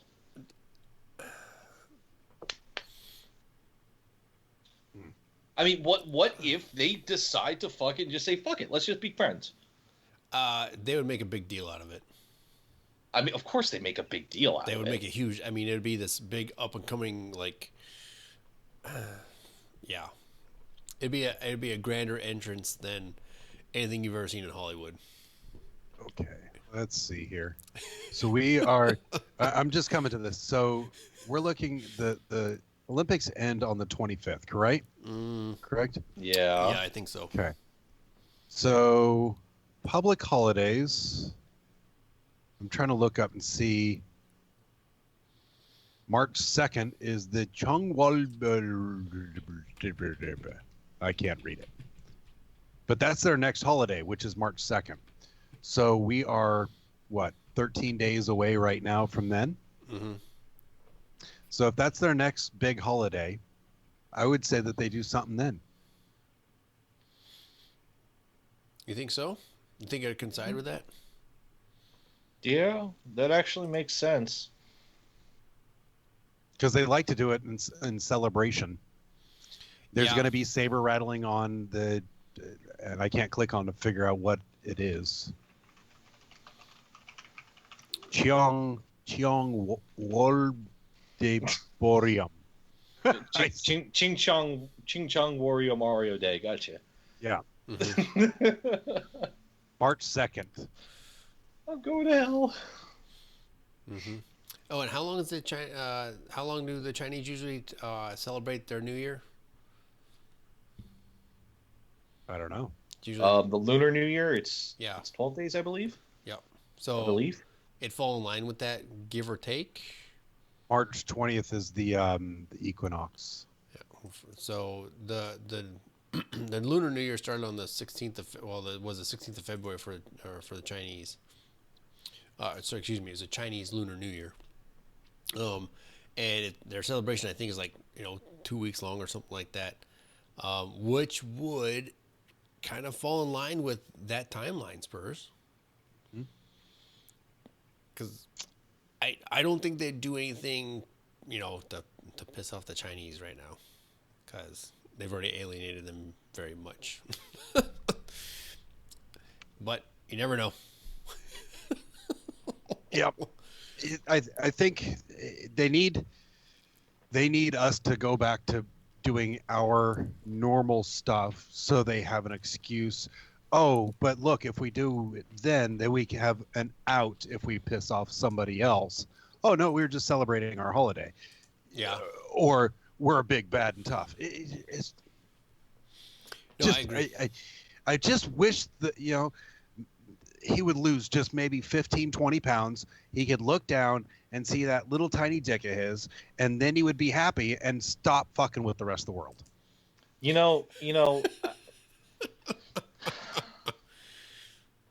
It's that really just makes me wonder, because if that's the case, when we was fucking Sony to stop the interview, why they couldn't even feel it? But god damn it,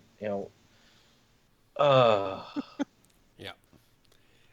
Again, this goes back to the statement I made: a complex problem with a very, very complex solution it's multifaceted, right? Because no matter what you do or whatever you think for a solution, there are secondary and tertiary effects that also have secondary and tertiary effects off of them, no matter what step you decide to take. It's just one of those problems that you can't linearly think through and solve. For one, welcome our North Korean or Trump fascist or whatever the fuck overlord we're going to get in the next 10 years. Just fuck. Just so. Oh man! Again, another good hour, guys. Great hour. This has been an awesome show so far. So we've covered Asian Cartman. Nation, we'll tease the like I said, we'll tease this story quick, and we're gonna get into it a little bit. And guys, if you find other stories and whatnot, we're gonna talk about the Trump ordering the banning of AR-15 bump stocks after the Florida shooting. This is, and I'm going to put it out right now, Nation. There should, in the Facebook Live comments and in the Mixer chat and whatnot, there's no need for any fucking name calling. There's no need for fucking angriness or anything like that. It's an actual discussion we're going to have. Okay? Because it's important for us as vets and active duty, and it's important for the nation as a whole to discuss these issues, to understand what the secondary and tertiary effects of something like this could be. So we're going to cover that in the third hour. I'm not telling you not to be angry, Spanky. I'm just saying that there's not going to be any fucking name calling and shit. That's all I'm saying. Right? Unless you're calling Little Kim some sort of shitty name. Yes, that's okay. That's perfectly okay. At your age, not your shoe size. Well, isn't your shoe size like ginormous there, KJ?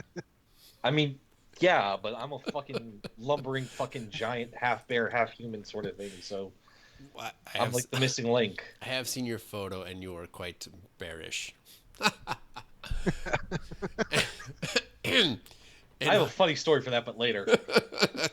Yeah. And on that note, Nation, let's go to break and shots. Shots.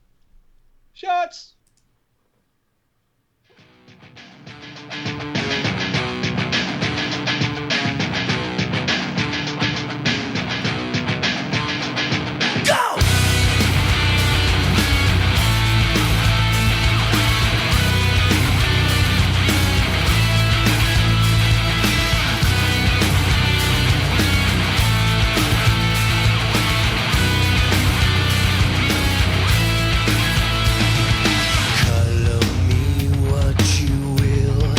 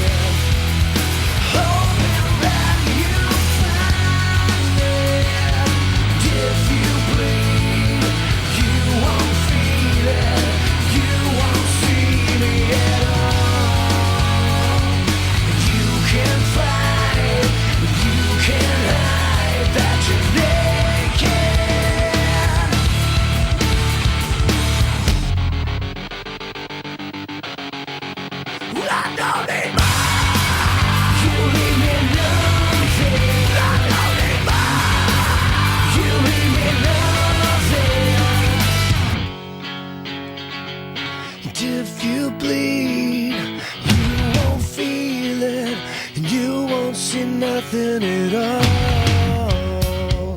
And you can fight, you can hide that you're naked.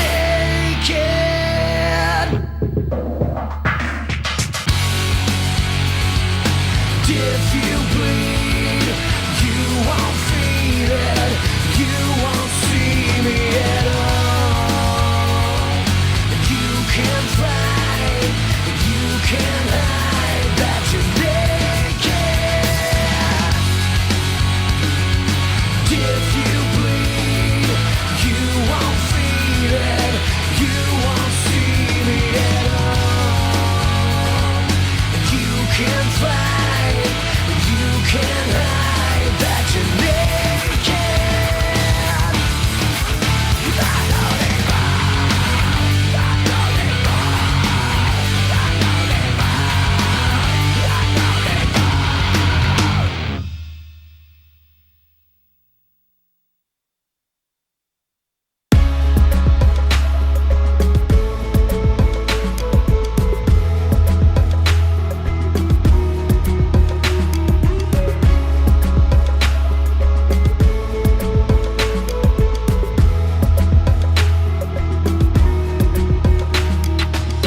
Take this photograph, tell me what it is to see when you look at me. Deep into the photography, I don't really need your sympathy, just tell me your thoughts. Have I got what they got, and is it a plot done for naught? Am I not like you because I do what I do? Who knew that I could lose a few of you cause I bleed blue?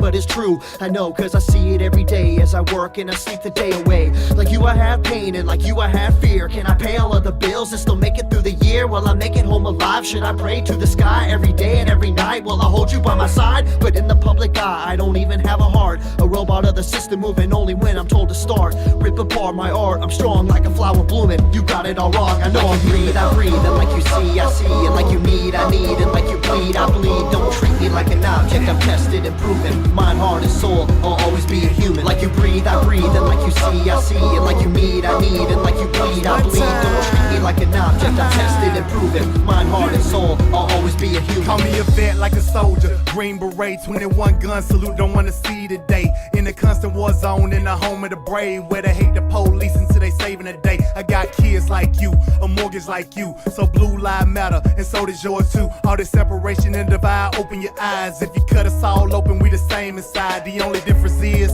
I run to the gunfight. Your peace when it's chaos, when the people don't act right. But I'm under scrutiny for trying to protect me. You pull a pistol and I'm shooting for trying to contest me. I got a quick second to make a deadly decision. The media betrayed me like a kid for a living, like I'm cold with no heart, a brain with no thoughts, a body with no feeling, a life with no cause. Like you breathe, I breathe, and like you see, I see. And like you need, I need, and like you bleed, I bleed. Don't treat me like an object, I'm tested and proven. Mind, heart, and soul, I'll always be a human. Like you breathe, I breathe, and like you see, I see. And like you need, I need, and like you bleed, I bleed. Don't treat me like an object, I'm tested and proven. Mind, heart, and soul, I'll always be a human. I'm damned if I do, and damned if I don't. It's like every single time I say what's on my mind, they go for my throat, they spew evil words. If you are absurd, always grinding, grinning, and killing my soul with these verbs. Hold me down, like I can't gasp for air. I'm closed inside of a box, like I'm inside Fort Knox. Every time that I'm there, I don't know why they think that I'm different from you. All that's true is I'm a like human. You breathe, I breathe, and like you see, I see. And like you need, I need, and like you bleed, I bleed. Don't treat me like an object, I'm tested and proven. Mind, heart, and soul, I'll always be a human. Like you breathe, I breathe, and like you see, I see. And like you need, I need, and like you bleed, I bleed. Don't treat me like an object, I'm tested and proven. Mind, heart, and soul, I'll always be a human. Like you breathe, I breathe, and like you see, I see. And like you need, I need, and like you bleed, I bleed. Don't treat me like an object, I'm tested and proven. Mind, heart, and soul, I'll always be a human. Like you breathe, I breathe, and like you see, I see. And like you need, I need, and like you bleed, I bleed. Don't treat me like an object, I'm tested and proven. Mind, heart, and soul, I'll always be a human.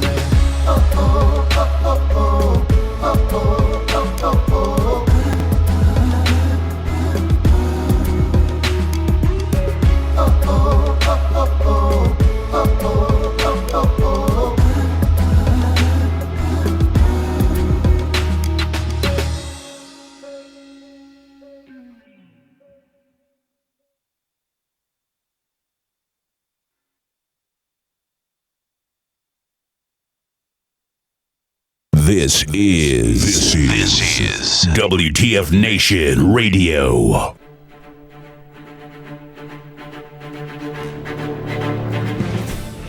Nation, we are back for our third and final hour, and it's been a good show so far. It's been a great 2 hours. We've had some really great discussions. We had some heavy discussions in the first hour, as you remember, and this is going to be probably a little hotter topic than what. Well, I can't say that we're not used to, but we know we covered some hot topics before, but I know. These topics in particular, anytime you bring up First Amendment, Second Amendment, it's very, very, very touchy. And anything that surrounds those two amendments become very, very touchy, and it becomes very, very heated very quickly. So I implore you to be thoughtful in your comments in the chats, and bring points, right? And bring counterpoints, and be ready to have an actual discussion with us. All right. So, KJ, you there? Oh, I'm here. I'm excited. I know you are, because you're a very big, fascist, liberal, loving, anti-gun person, aren't you? No, I'm sitting here finger fucking my AR-15. I'm just giving you some shit. But no, but I mean, am I wrong in that? Because these two amendments, first and second, I mean, everything our nation is founded on, right? There's so much love and hate for these amendments, and everybody wants to dispel one and get rid of the other because of when it was written, but yet the other is true and applies to all situations no matter what. Right? So it becomes this very, very, very interesting take on a lot of stances in how you want to attack a situation. I mean, I'm going to be honest. I'm a very independent person. I'm not Republican. I'm not Democrat. I'm not Libertarian. I'm fucking communist. No, just joking. Wow. I wouldn't, But when it comes to the First and Second Amendment, it's the good of the people that I always look at. Always. And what we're about to hit with the lovely accessory that it is. Gray Cloud, it's going to be fun. Yeah. Let's roll. All right. So let's get into this article. So, Nation, this article we've got that we're going to read from and that we're going to discuss, as this topic goes about, is from Bloomberg Politics. So if you want to go find it, the article is Trump orders ban of AR-15 bump stocks after Florida shooting. This article was published today at 16:08 Eastern Time. And let's clarify real quick. The shooting that happened in Florida did not have, to the best of my knowledge, did not have a bump stock. Right, and I'm not tracking that either. The bump stock issue became an issue after the Vegas shooting. Yes. Okay. So there's that. Two quick takeaways from the story, because these bullets are right on the top. Press secretary won't rule out further gun restrictions. And support for stricter gun control has risen amid violence. Again, this is going to be a hot topic, and it'll probably be a hot topic for quite some time, as it always is after something like this happens. Does that make sense? Oh, yeah, it makes absolute sense. Okay. All right, so starting with the article. President Donald Trump ordered a ban on gun accessories known as bump stocks that allow semi-automatic rifles to be fired more rapidly, taking the administration's first concrete measures in response to a Florida shooting last week. Trump said Tuesday that he had signed a memorandum directing the Justice Department to come up with rules prohibiting, quote, all devices that turn legal weapons into machine guns, end quote. I expect that these critical regulations will be finalized, Jeff, very soon, he said, speaking to Attorney General Jeff Sessions during an event at the White House. The school shooting has ignited new calls for restrictions on guns, especially AR-15 style rifles, like the one used in a Florida school shooting to kill 17 people last week. The suspect in Florida in the Florida shooting didn't use a bump stock, though the accused sniper in a mass shooting in Las Vegas in October used such a device in an attack that killed more than 50 concert goers. All right, I already have an issue with that that paragraph because they call him a sniper, and that word is totally out of context and should not have been used in that paragraph. It's the press. It's the press, and they're going to call a rocketeer with a Carl Gustav a rocketeer. I mean, it's semantics when it comes to the press. Don't. Got it.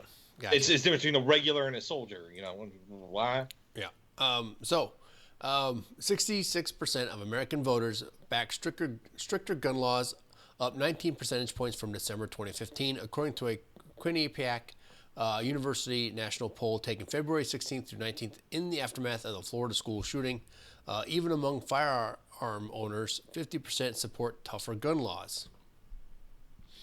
Asked if Trump would support renewing a federal assault weapons ban that expired more than a decade ago, White House Press Secretary Sarah Sanders said at a briefing that, quote, "we haven't closed the door on any front," end quote. She also said that, quote, it hasn't yet been determined whether they should be a federal age limit for purchasing semi-automatic rifles like the one the Florida shooter bought as a teenager. Okay. All right, we'll get into some of the semantics of this article here. Background checks are something that the president is supportive of making more efficient and looking at better ways to improve that process, Sanders says.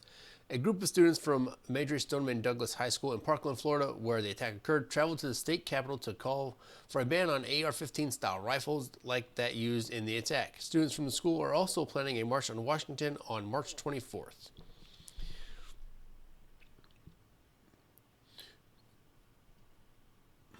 Trump will meet with parents, students, and teachers who survived earlier shootings tomorrow and with police later this week to discuss the February 14th attack, Sanders said. He'll also discuss gun laws next week with governors. The president wants to make sure we are doing everything we can from every capacity, the state, federal, and local level, to make sure incidents like this don't happen again, she said. The suspect in the attack, 19-year-old Nicholas Cruz, killed 17 people in 6 minutes using an AR-15 style rifle that he purchased legally. Trump spoke to Texas Republican Senator John Cronin on Friday about a bill he proposed last year with Connecticut Senator Chris Murphy, a Democrat, that would strengthen the current background check system for gun purchases.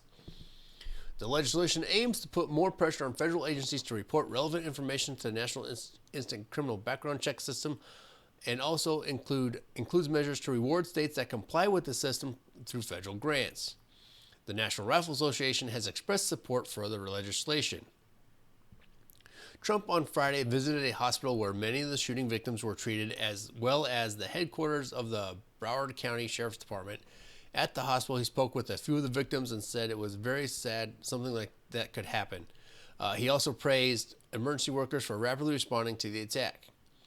We must move past cliches and tired debates and focus on evidence-based solutions and security measures that actually work and that make it easier for men and women of law enforcement to protect our children and to protect our safety, Trump said Tuesday. End of article. Let me off the leash, boss. All right, let's start with you, KJ. What are some of your takes on the article?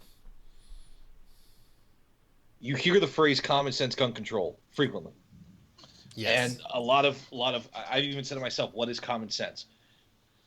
But the phrase here used in the very first paragraph of this, President Donald Trump ordered a ban on gun accessories known as bump stocks. So there's specificity there. Mm-hmm. That allowed semi-automatic rifles to be fired more rapidly. Once again, specificity.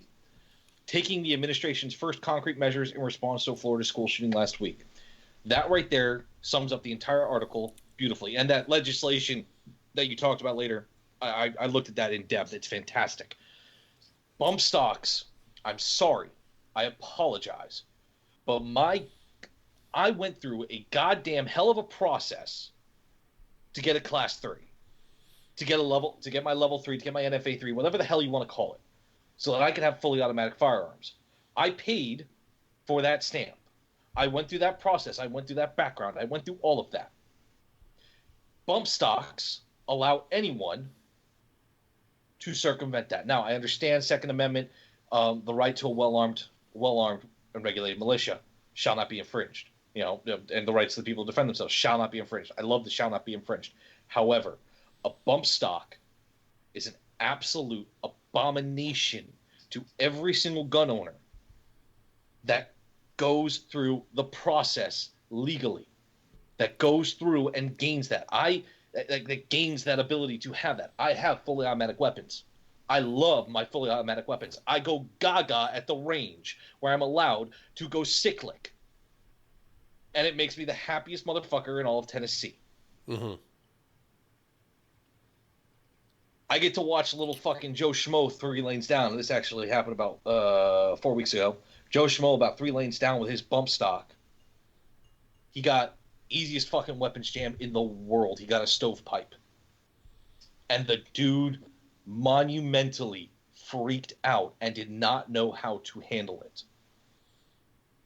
Inherently, people that get class 3 license, the licensing, the tax stamp, etc., people that get that, they know what they're getting into. They know how to handle something as simple as a stovepipe malfunction, which is where the cartridge gets stuck between the bolt and the ejection port.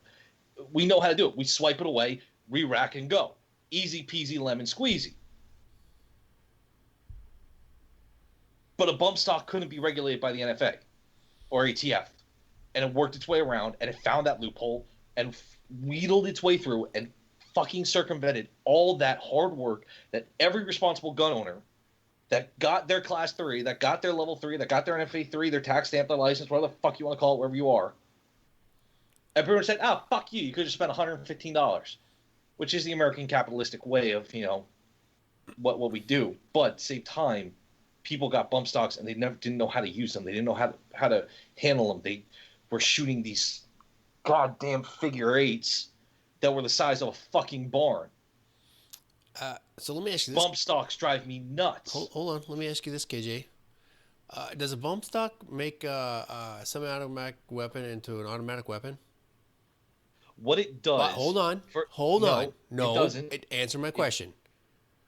Does a bump stock turn a semi-automatic weapon into a fully automatic weapon? Yes or no? You're trying to trap me with that question. And I'm going to say yes. Really? It does. Hold on. What is the difference between an automatic and a semi-automatic weapon? There's a fundamental difference. Am I correct? Yeah, it's the inner assembly inside of the weapon. It's one trigger pull, one shot. Thank you, Spurs. Or one trigger pull. There's milling. There's machinery. There's one trigger pull, one shot, or depressing the trigger, full automatic. I get where you're going with this. Okay. However, the bump stock circumvents that rule, that fundamental one trigger pull, one shot. No, it doesn't. Yes, it does. Really? Because I'm sorry. Last time I checked, that bump stock was still pulling the trigger, and one shot was going off for every trigger pull. Am I wrong? Oh, hold on. Are you yourself performing the entire... Because I've played with the bump stocks.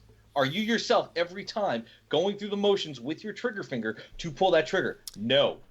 You are leaving your trigger, your booger finger on the bang handle, and you are letting the rifle be guided through this bump stock, constantly letting the bump stock guide the rifle back and forth to depress the trigger. It's the same issue I have with binary triggers as well. Hold on. But it's not necessarily, because it doesn't cause a runaway. I'm sorry to jump over you there. It's not once it starts, it doesn't stop. You have control of that. So it is still a one trigger pull, one round. If you hold the trigger down, it doesn't cycle and you don't get multiple rounds down range. It is still a semi-automatic weapon. But you're not constantly sitting there and squeezing that trigger with the bump stock. The actual movement of the rifle is causing the depression of the trigger. Hold on, but you're not doing it. The rifle is doing it. Now you can cancel it by just moving your finger a little bit in the trigger guard, a little bit more forward, or completely removing it out of there entirely. But the premise still stands that you are not the one responsible pulling that trigger in that unique entire section. The rifle is mechanically moving with the bump stock to cause that effect, to increase the rate of fire. Okay, so you're still not answering my question, KJ. Does a bump stock turn it into an automatic weapon? Definition being one trigger squeeze, multiple rounds. You're going the ATF route, and you know I have to agree with you and say no, it does not. Very good. However, No, however. Don't trap me. I'm Cloud. not Don't try to trap trapping me you. here. I'm asking you a fundamental question because this is what it comes down to, and this is what that's going to go to the courts. All right? This is how it's going to be argued. Okay? There is nothing that a bump stock does to alter the mechanics of the weapon. It is still, like Spur said, it is still one trigger squeeze, one round. And you are correct. It may help increase the rate of fire. Because you're not physically having to pull the trigger.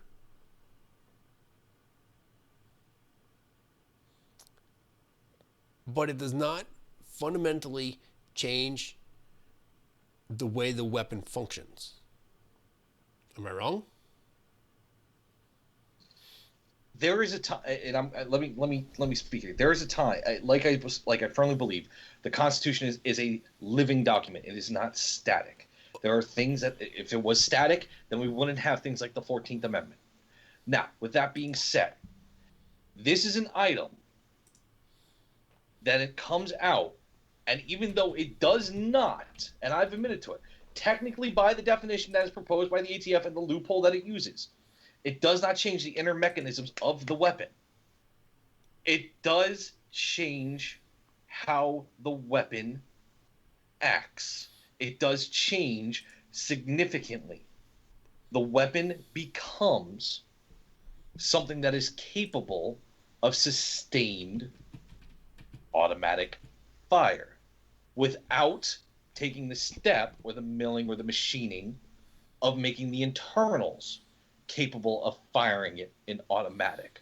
That is the problem I have here, because when you do that and you allow something that can be sold on the shelf, and this is where the other issue comes in, you can have this sold on the shelf as it is in Florida. You can go into most gun stores in Florida and purchase it right off the shelf, at least prior to Vegas, last time I was down there. You could pull it right off the shelf and purchase it and install it on your AR right then and there.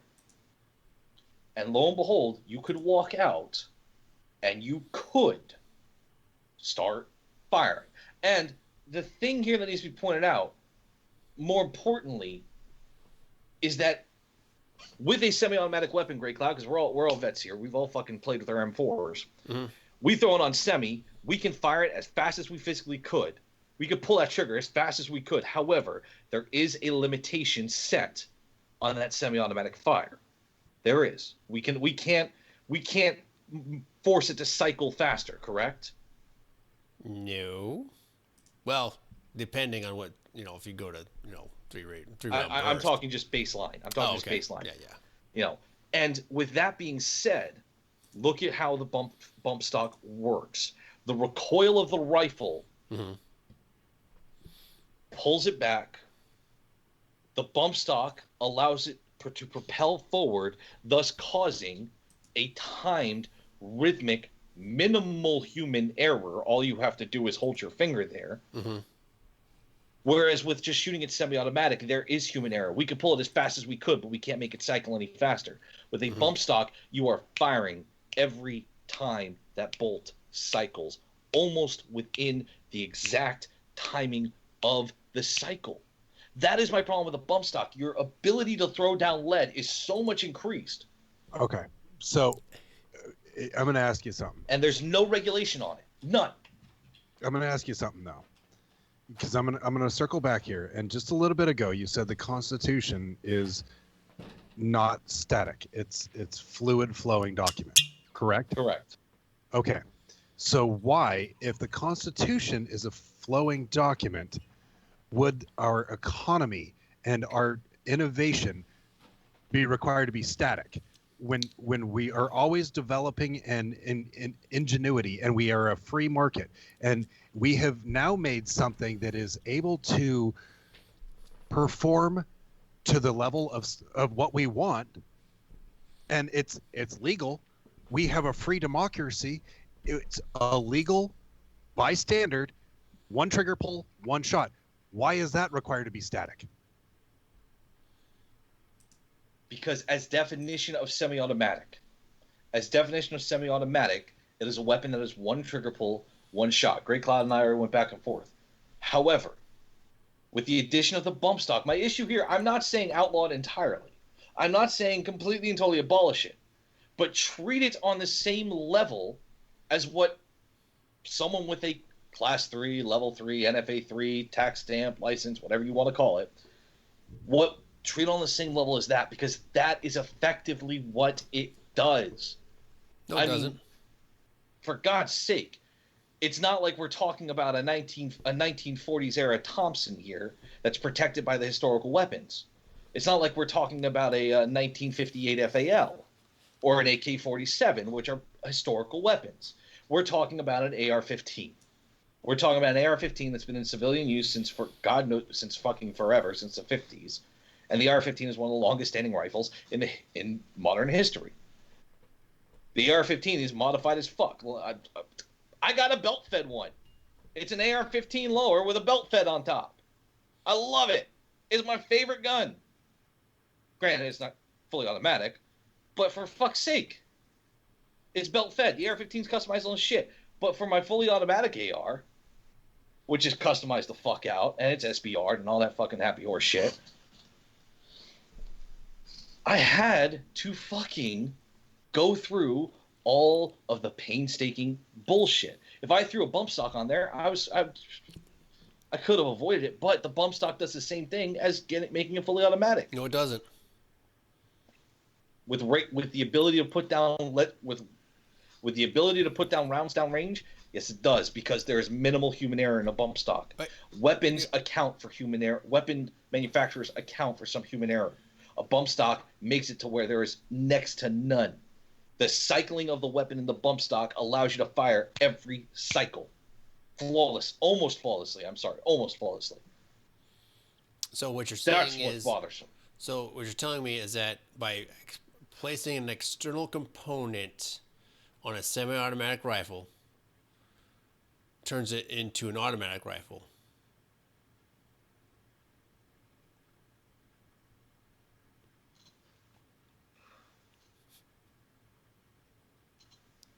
This is the argument.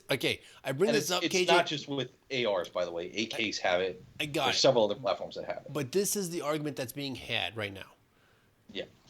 And we're talking specifically this one piece, Nation. This one piece of this legislation that's probably coming down, probably within the next week or so,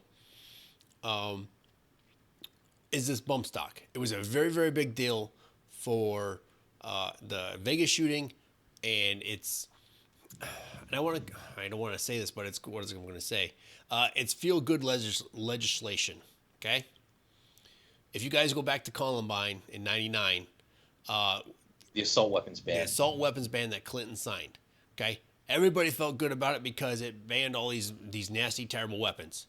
Mind you, a lot of those weapons could not be found or purchased in the U.S. to begin with, legally. Okay, but it was feel-good legislation, right? This is the same concept. I'm not saying ban it either. I'm just saying place it under the same scrutiny as everything else when it comes to a firearm. It changes it almost on a fundamental level. Almost. That's where I have the problem. Imagine if IWI came out with an Uzi that operated like this. Or fucking Tavor. Tavor comes out with a T21 that acts in this manner. for civilian use. I mean, it's hold on. So Spanky wants a tank apparently for her road. Yes, rage. they're legal. And flamethrowers are legal. Yes, and John, out there is a civilian version of a flamethrower you can get apparently. I think Which I pre-ordered. $500, right, KJ? Is that what it is? $500. Yeah, I canceled my pre-order because New Hampshire, but goddamn, I was so happy when I placed the pre-order. So, but no, it's okay. So you think about this, and I don't know why you, KJ. I don't know why you brought up the Second Amendment. I really, really don't, or the Constitution. Yeah, I got it. The Constitution is a living document, and that's the way that our founding fathers wrote it, right? That goes back to again, the dumbest arguments happen between people who talk about First and Second Amendment. They're the dumbest arguments out there, right? Oh, should we have changed with the advent of the computer or whatnot? Should we look to and social media? Should we look to curtail or rewrite the First Amendment? No. Okay. With the advent of weapon technology, right? Should we rewrite the Second Amendment? No. Okay, then. Why?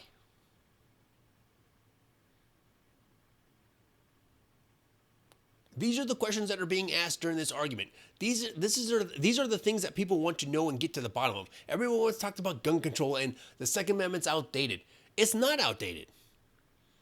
And everybody went, oh, well, you know, if the government wants to do whatever they want, they will because they have the weapons, blah, blah, blah, blah. You're not going to stop tanks and planes and bombs and all this other shit. Well, tell that to the Vietnamese. Yeah, no shit. Tell that to the fucking African guerrillas during the Rhodesian Bush War. So, and that's what people don't understand is, oh, you don't know, it's never going to happen. Well, history shows it happens all the time. It hasn't even been 100 years since it's happened. Yep. And so, and that's what kills me is that people want to throw, well, the Second Amendment was written for like musket times and whatnot. Bullshit. There was a Gatling musket. The most advanced weapon at the time was the Kentucky rifle. I got to find you the Gatling rifle. There was a Gatling, there was a musket, and it was fucking. It was the greatest picture I've ever seen. It was, you had 8 muskets on it, and you would cycle through it, and it would work just like a Gatling gun, and then you could replace the individual muskets. Right. Just boom, boom, boom, boom, boom. So, and so to tell me that this stuff, you know, the dumbest argument, and that's the argument that drives me nuts is, oh, the Second Amendment was written when there was muskets. Yeah, that was the most advanced weapon at the time. It was the Kentucky rifle because it was rifled and it was more accurate. Most advanced weapon during that time frame. Right? Oh, you know, it's outdated. Okay. And again, now you go back to all these, all these conversations that are happening right now around this whole the gun debate, right? Okay, there are a shit ton of gun laws already on the books.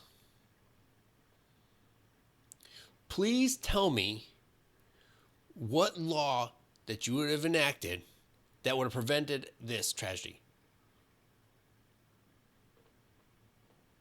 And everybody wants to lean on. Everybody wants to lean on. Oh well, assault weapons were banned. First of all, an assault is an action. It's a weapon, like anything else. Okay. Well, if we get rid of these military style weapons, this won't happen. Yeah, hard to say. You can't say military style weapons. I mean, every technical weapon that we've had has had its technology brought up through the military. I mean, this is idiotic, you know. Even further, and this is a horrible thing to say, horrible fucking thing to say, but you could achieve as like what happened with Virginia Tech, multiple fucking weapons, drop and go, drop and go, drop and go, and you can achieve the same or greater results. It's not a good thing to say, but that's the truth. A single AR-15 changing magazines is just as effective as bringing 3, 4, 5, 20, 30, 60 M9, M9F, the fucking civilian version of the M9 to a fucking school, business, whatever, and just shoot, drop. It's the same fucking time. It's the same fucking shit. You can't stop a madman. or else we would have had, a united Korea years ago. Mm-hmm. You can't stop. You can't stop someone that's mentally ill with the intent to kill. Ooh, that rhymed. Right. Well, you can. It just we at this point in time in our society, we have feelings, and I'm sorry, but we need to get over the feelings of, oh my God, he's locked up because he's mentally unstable. That's against his rights. And no, get him some help. Don't give him the access to weapons. Get him help. Put mental institutions back into play. Get people help. Let's lock them up. And when they're better, let them out. But sit there and do it conductively. Like if you look at previous institutions like that, there was a lot, and there was rampant and flagrant abuse of system, of patients, etc. But if you sit there and you focus on the underlying issue, which the immediate issue brings up, gun control. The actual issue is mental health. This gentleman did what, 19 calls for help, and no one fucking deemed it. Well, maybe we should do something about this. Maybe we should notify the FBI. That's why, like, that legislation you brought up, which is the other big thing here, from Senator Cornyn and Chris Murphy, is fantastic because it holds not only the states accountable, it holds the FBI accountable. Right. It holds mental health accountable. It holds regular healthcare accountable. It puts pressure on if someone displays suicidal tendencies, insanity, schizophrenia, notify, inform. Let us know. It's not an outright ban, but let us know, because if someone's on fucking insanity drugs, antipsychotics, they what happens if they miss a dose and they got fucking 2 Mossbergs in the closet, and they're hearing voices to go kill everybody in the mall. Yep. So while we're on this, everybody wants to point at this assault weapon, right? And it's how fast, right? That's all everybody talks about is how fast it was. Okay. So the name Charles Joseph Whitman, ring a bell? Sounds familiar. That sounds very familiar. Hold on, I'm Googling. Well, I'll beat you to the punch. The Texas Tower Sniper. That's what it was. Okay. Yes. Okay. For 96 minutes. 96 minutes, he killed, let's see here, 11 additional people, 31 injured, a total of 17 victims dying, with the one dying in 2001 from injuries sustained from that attack. Weapons used: Remington 700 ADL, chambered in 6mm, Universal M1 carbine, Remington Model 141 and 35 caliber, a Sears Model 60 semi-automatic shotgun in 12 gauge, a Smith & Wesson Model 19 and 357 Magnum, a Luger P08 9mm, a Glacie Beresca 25 ACP, and a knife. You know what the fastest reload in the world is? It's a second gun. Is that Y on the controller? Sometimes. Yeah. Sometimes. But it's there's, oh God, there's another good point. So, I hate to say it. What? I hate to say it. And it's part of the mental health thing. Oh my God, do not. Don't go. Don't go there. Don't even. No, I'm not bringing up video games. Just hear me. Oh, Jesus. Just hear me. And I'm going to have a good example. We are historically a species that is violent. Don't make no mistakes about it. We are a violent fucking species. I mean, we picked up a rock and a fucking stick. We started killing each other. Can't deny it. It's in our fucking nature. However, why the fuck do we support and continue and let them play the fucking jackassery that is these new fucking trends, like the fucking Are You Prepped game? The what? Where people are pointing fucking loaded weapons at them. Because that's inner city and our cops. It's not just inner city. It happened in my fucking neighborhood. Well, it started in the inner city. But we don't our culture allows this kind of shit to propagate. Y'all thought I was going video games and shit. No. Video games are a stress reliever. You know, it's like the whole Grand Theft Auto thing. It's not killing hookers and fucking driving around and running over people. It's a male power fantasy. Hold on. Have you seen the Family Guy episode where Peter loses his memory? I mean, come on. That's sorry. I'm trying to interject some humor. But fucking we sell it. My generation, I hate to say this, but my fucking generation celebrates this kind of stupidity. Your generation also eats Tide Pods. The fucking, are you strapped? Are you prepped? Fucking game, or the fucking Tide Pod challenge, which is a real far stretcher. But we celebrate the stupidity when it comes to firearms. When it comes to things like that with mental health, there's nothing fucking going on right in the head if you decide you're gonna eat a Tide Pod, or if you're gonna fucking go playing Are You Strapped and hold a loaded gun in front of your buddy, and then your booger fingers on the boomstick while you do. So what? Okay, so sorry to interrupt. Go ahead, no, you're right. Yeah, I growing up had my good friends and I had my bad friends, and we went over. I was with one of my not so, good friends that was delving into the marijuana, that was completely illegal at the time, and we go over to his dealer's house, and he walks out and he put a gun in my face doing the same damn thing. And you know what? I almost broke his wrist. But this isn't just now happening. It's not just now coming to force. We have the instantaneous electronic in our eyes. Oh, I'm going to tweet this. Oh, I'm going to film this and put this right out right now and show the world, and it goes viral, and it's ridiculous. The media is propagating a lot of these things, and there's studies showing that that these shootings happen, and there's copycats directly after because it sensationalizes for the public.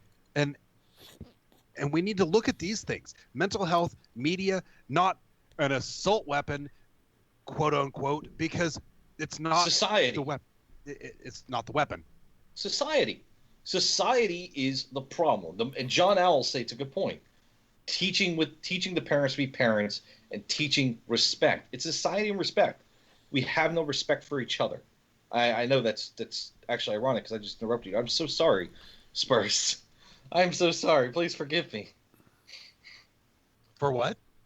Interrupting you, and I start talking about respect. I'm like, yeah, the irony's not lost on me there. No, it's all good, and it is true. We are losing that in certain aspects, in certain areas. We are losing the parenting wars, but then again, I think it's also propaganda on that side too. I being a parent of 3 kids, I go and I deal with my children's other friends, families, and sports and school, and I see that people are doing a pretty good job at keeping their kids straight. I mean, I'm texting with my youngest son, his friend's dad. Hey, do you know this kid that they're talking to on Xbox? Yep. Okay, we're good. We're out there doing it, but I think a lot of it is it's all in the forefront. It's all in the blast mode. We need to rein this in. We need to stop making Tide Pod a thing. Or Are You Strapped? Stop it. Stop. It's stupid. If you see your kid doing it, reach back there in the back seat and slap the shit out of him, and so he won't do it again. And then to bring it back around to the fucking to the gun, to what happened in Florida. This kid cried for help. He made that first step, which is fucking hard. It's hard to ask for fucking help in any capacity. It's even the worst part if you want to go into fucking historical philosophy and psychology of men. We're not hardwired to ask for help at that age. We know it all. So he took that step and he got turned away. And for lack of a better word, he got turned away. And that's what is the most brutal part about here. This all could have been avoided if someone took that 10 minutes, 20 minutes, 30 minutes, however long was needed, an hour, a year, to be there for the kid. I'm not trying to make him sound better than he was, but that's how this could have been avoided. That's I like how this Ice's idea. Where's Ice's idea? I missed it. Oh, Ice had a conspiracy theory that said that this was that smoking gun that the FBI had, that they knew about this kid, and they just let him finally loose. Oh my god, they tinfoiled hat. Yeah, fucking Ice in his tinfoil hat. I don't want to get into tinfoil hat That's here. the same thing with the Vegas shooter. Mm-hmm. Oh, they just let it happen because they wanted to let it happen. I mean, fucking garbage shit. But anyway. If that's the case, I'm more ready for my Second Amendment rights to defend against tyranny, because then that's some fucking shadowy shit. That's where I'm fucking sitting there going, that's some fucking Illuminati bullshit right there. Yep. People do your research. Look at these pictures of this supposed kid that's been on these interviews. Yeah. Oh my god. David Hogg, Mm-hmm. who's in fucking San Bernardino, who's in fucking Sandy Hook, who's in fucking Jesus Christ, dude. How many? Same Christ. The fucking bald chick. The bald chick is in a Now This fucking video talking about how she loves being an actor. Yep. What the fuck? Oh, okay. So, kind of related, but kind of not. What the hell is that movie? Shit. Tim Curry's in it. It's about a terrorist cell. Son of a bitch.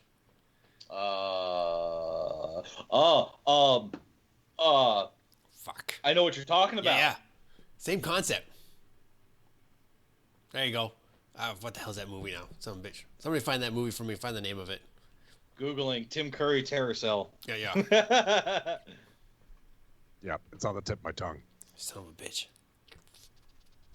What movie is that? Damn it. But did you know that kid's his dad was former FBI? Ooh, the plot thickens. Yeah. So, and in a couple of pictures that I found today, I don't know, but I need to do more research. But people were pointing out that it looked like he had an earpiece, like the Secret Service wears, where they were feeding him the lines. Mm-hmm. So I mean, if it's all propaganda, and it's all just pushing an agenda. So let's look at this. So if they're pushing an agenda, school shooting, AR assault rifles, Trump is already said, I will never, infringe upon your Second Amendment rights, and now they're forcing him to infringe upon those rights. Right. McHale's Navy. No, it's not that one. Shit. Something else. Sorry. Go back. No, it's just if now the Democrats are putting a chink in Trump's armor by saying, look, he said he wouldn't go against your rights, but now he is. Yeah. No, it's coming back to haunt us. Yeah, no, and that's the other thing. Again, it goes back to that meme that I brought up. Yep. Right? On a completely unrelated note, I didn't know Tim Curry voiced Darth Sidious Chancellor Palpatine in the Clone Wars TV series. Really? Yeah, I'm like, IMDb, Tim Curry, look for this shit. And I'm like, oh shit, he was Emperor Palpatine. Mm-hmm. I'm so sorry. God, terrible. Terrible. Now I can't find that fucking movie. Damn it. But yeah, it goes back to that same kind of concept where there's this huge, the terrorist cell is able to do kind of that same thing, right? They're always in the right place at the right time. It's the same people who are giving these interviews, and it's very, very interesting, and it really fucks with your mind on, is this really how it happens? Is this how it could be? Oh, now I'm trying to find the fucking movie because I've never seen it. Yeah, no, it's good. God, I want to say it was Tim Curry that's in it. Fuck. Anyway, wow, this has been a good 3 hours. Right, you keep looking for a movie that fits that description. Fucking, let's see here. But it's time for some housekeeping. Let's see here. It's not McHale's Navy. We've covered that. it's not. So Nation, as you know, we have a show almost every night of the week. Starting with tonight, it's Tied Up Tuesdays with myself and usually my lovely co-host Minx, but she's resting from saving the world as she does every week with her job. So I am joined by Spurs. Say hello, Spurs. Yep. And KJ. YOLO. Tonight, and it was great having them on. Wednesday night is our break night, and we will use the term non-training holiday because WTF Nation Gaming will be on tomorrow night at 2000 Eastern. Hey, you are not allowed to promote yet. Let me go through the thing. Okay. Thursday is Sergeant's Times with Ice and guys from the main page, and they are dealing with all issues that are active duty, and dealing with soldiers and readiness and things of that nature. Friday night is Friday Night Freedom with Minx and Pookie, and they I'll be there. Oh, Spurs will be there this week. Look at that. And they're talking about current events and whatnot. And it gets a little weird some weekends, some Fridays. Saturday is Saturday Night Savagery with Pookie and Jay Reddy. Again, Nation, you gotta just tune in for that show. It's an experience altogether. Jay Reddy has some great topics, and he's had some great guests recently. Again, I go back to the thing where they found the supposed time traveler leaving the message. It was fantastic. Sunday is the Green Room, and that's with Michael, Jason, and Cause. And they're talking all things 420 friendly and how it affects veterans and the active duty. And I know they are very, very passionate about these laws and regulations as they come forward and whatnot. And then we roll into Monday with the Monday edition with Ice and Flash. Again, they are active duty and they are vets, and they are working on current events as well. So you never know what's going to be covered on that show. And that rolls it right back into us on Tuesdays. And then on Tuesdays and Thursdays at noon, we have KJ with Jose's Taco Truck from noon to 14. Is that correct? KJ? Yes. Sorry, I was on mute. Taco Truck is currently down for maintenance. Okay. Stand by and hold on to that thought, Nation, and we will keep you posted on KJ and Jose's Taco Truck, and we will make sure you guys are tracking when that happens. But as for upcoming guests, we have one this Friday, Scott Morrison from Operation Supply Drop. Quick synopsis. In response to a growing need from our deployed troops requesting generationally relevant gear from back home, Operation Supply Drop was founded in 2010 with a focus on delivering video game care packages downrange. As we grew and service members returned home to face various transitional challenges, our objective evolved to identify and address the underlying needs of these veterans and their families. And that's Scott Morrison from Operation Supply Drop. That's happening on Friday. On Saturday, Gina, I'm going to slaughter this, Ruggiero from Creative Drill Sergeants. Our nation is faced with increasing number of Iraq and Afghanistan OEF veterans separating from military service with traumatic brain injury, post-traumatic stress disorder, and often military sexual trauma. Homelessness risk and suicide rates among our nation's heroes will continue to rise without more effective coping mechanisms for use as trauma healing interventions. I really think, Nation, tune into that. That's probably going to be a lot of good information. I'm looking forward to that interview with her. And it'll be a great resource for our community. And then, we have one next Tuesday, and that's Tony from Service Women's Action Network, SWAN.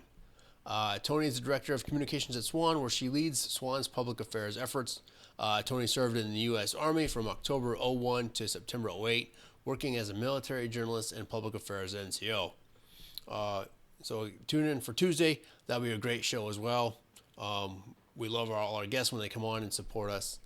And that's our week, and that's our show.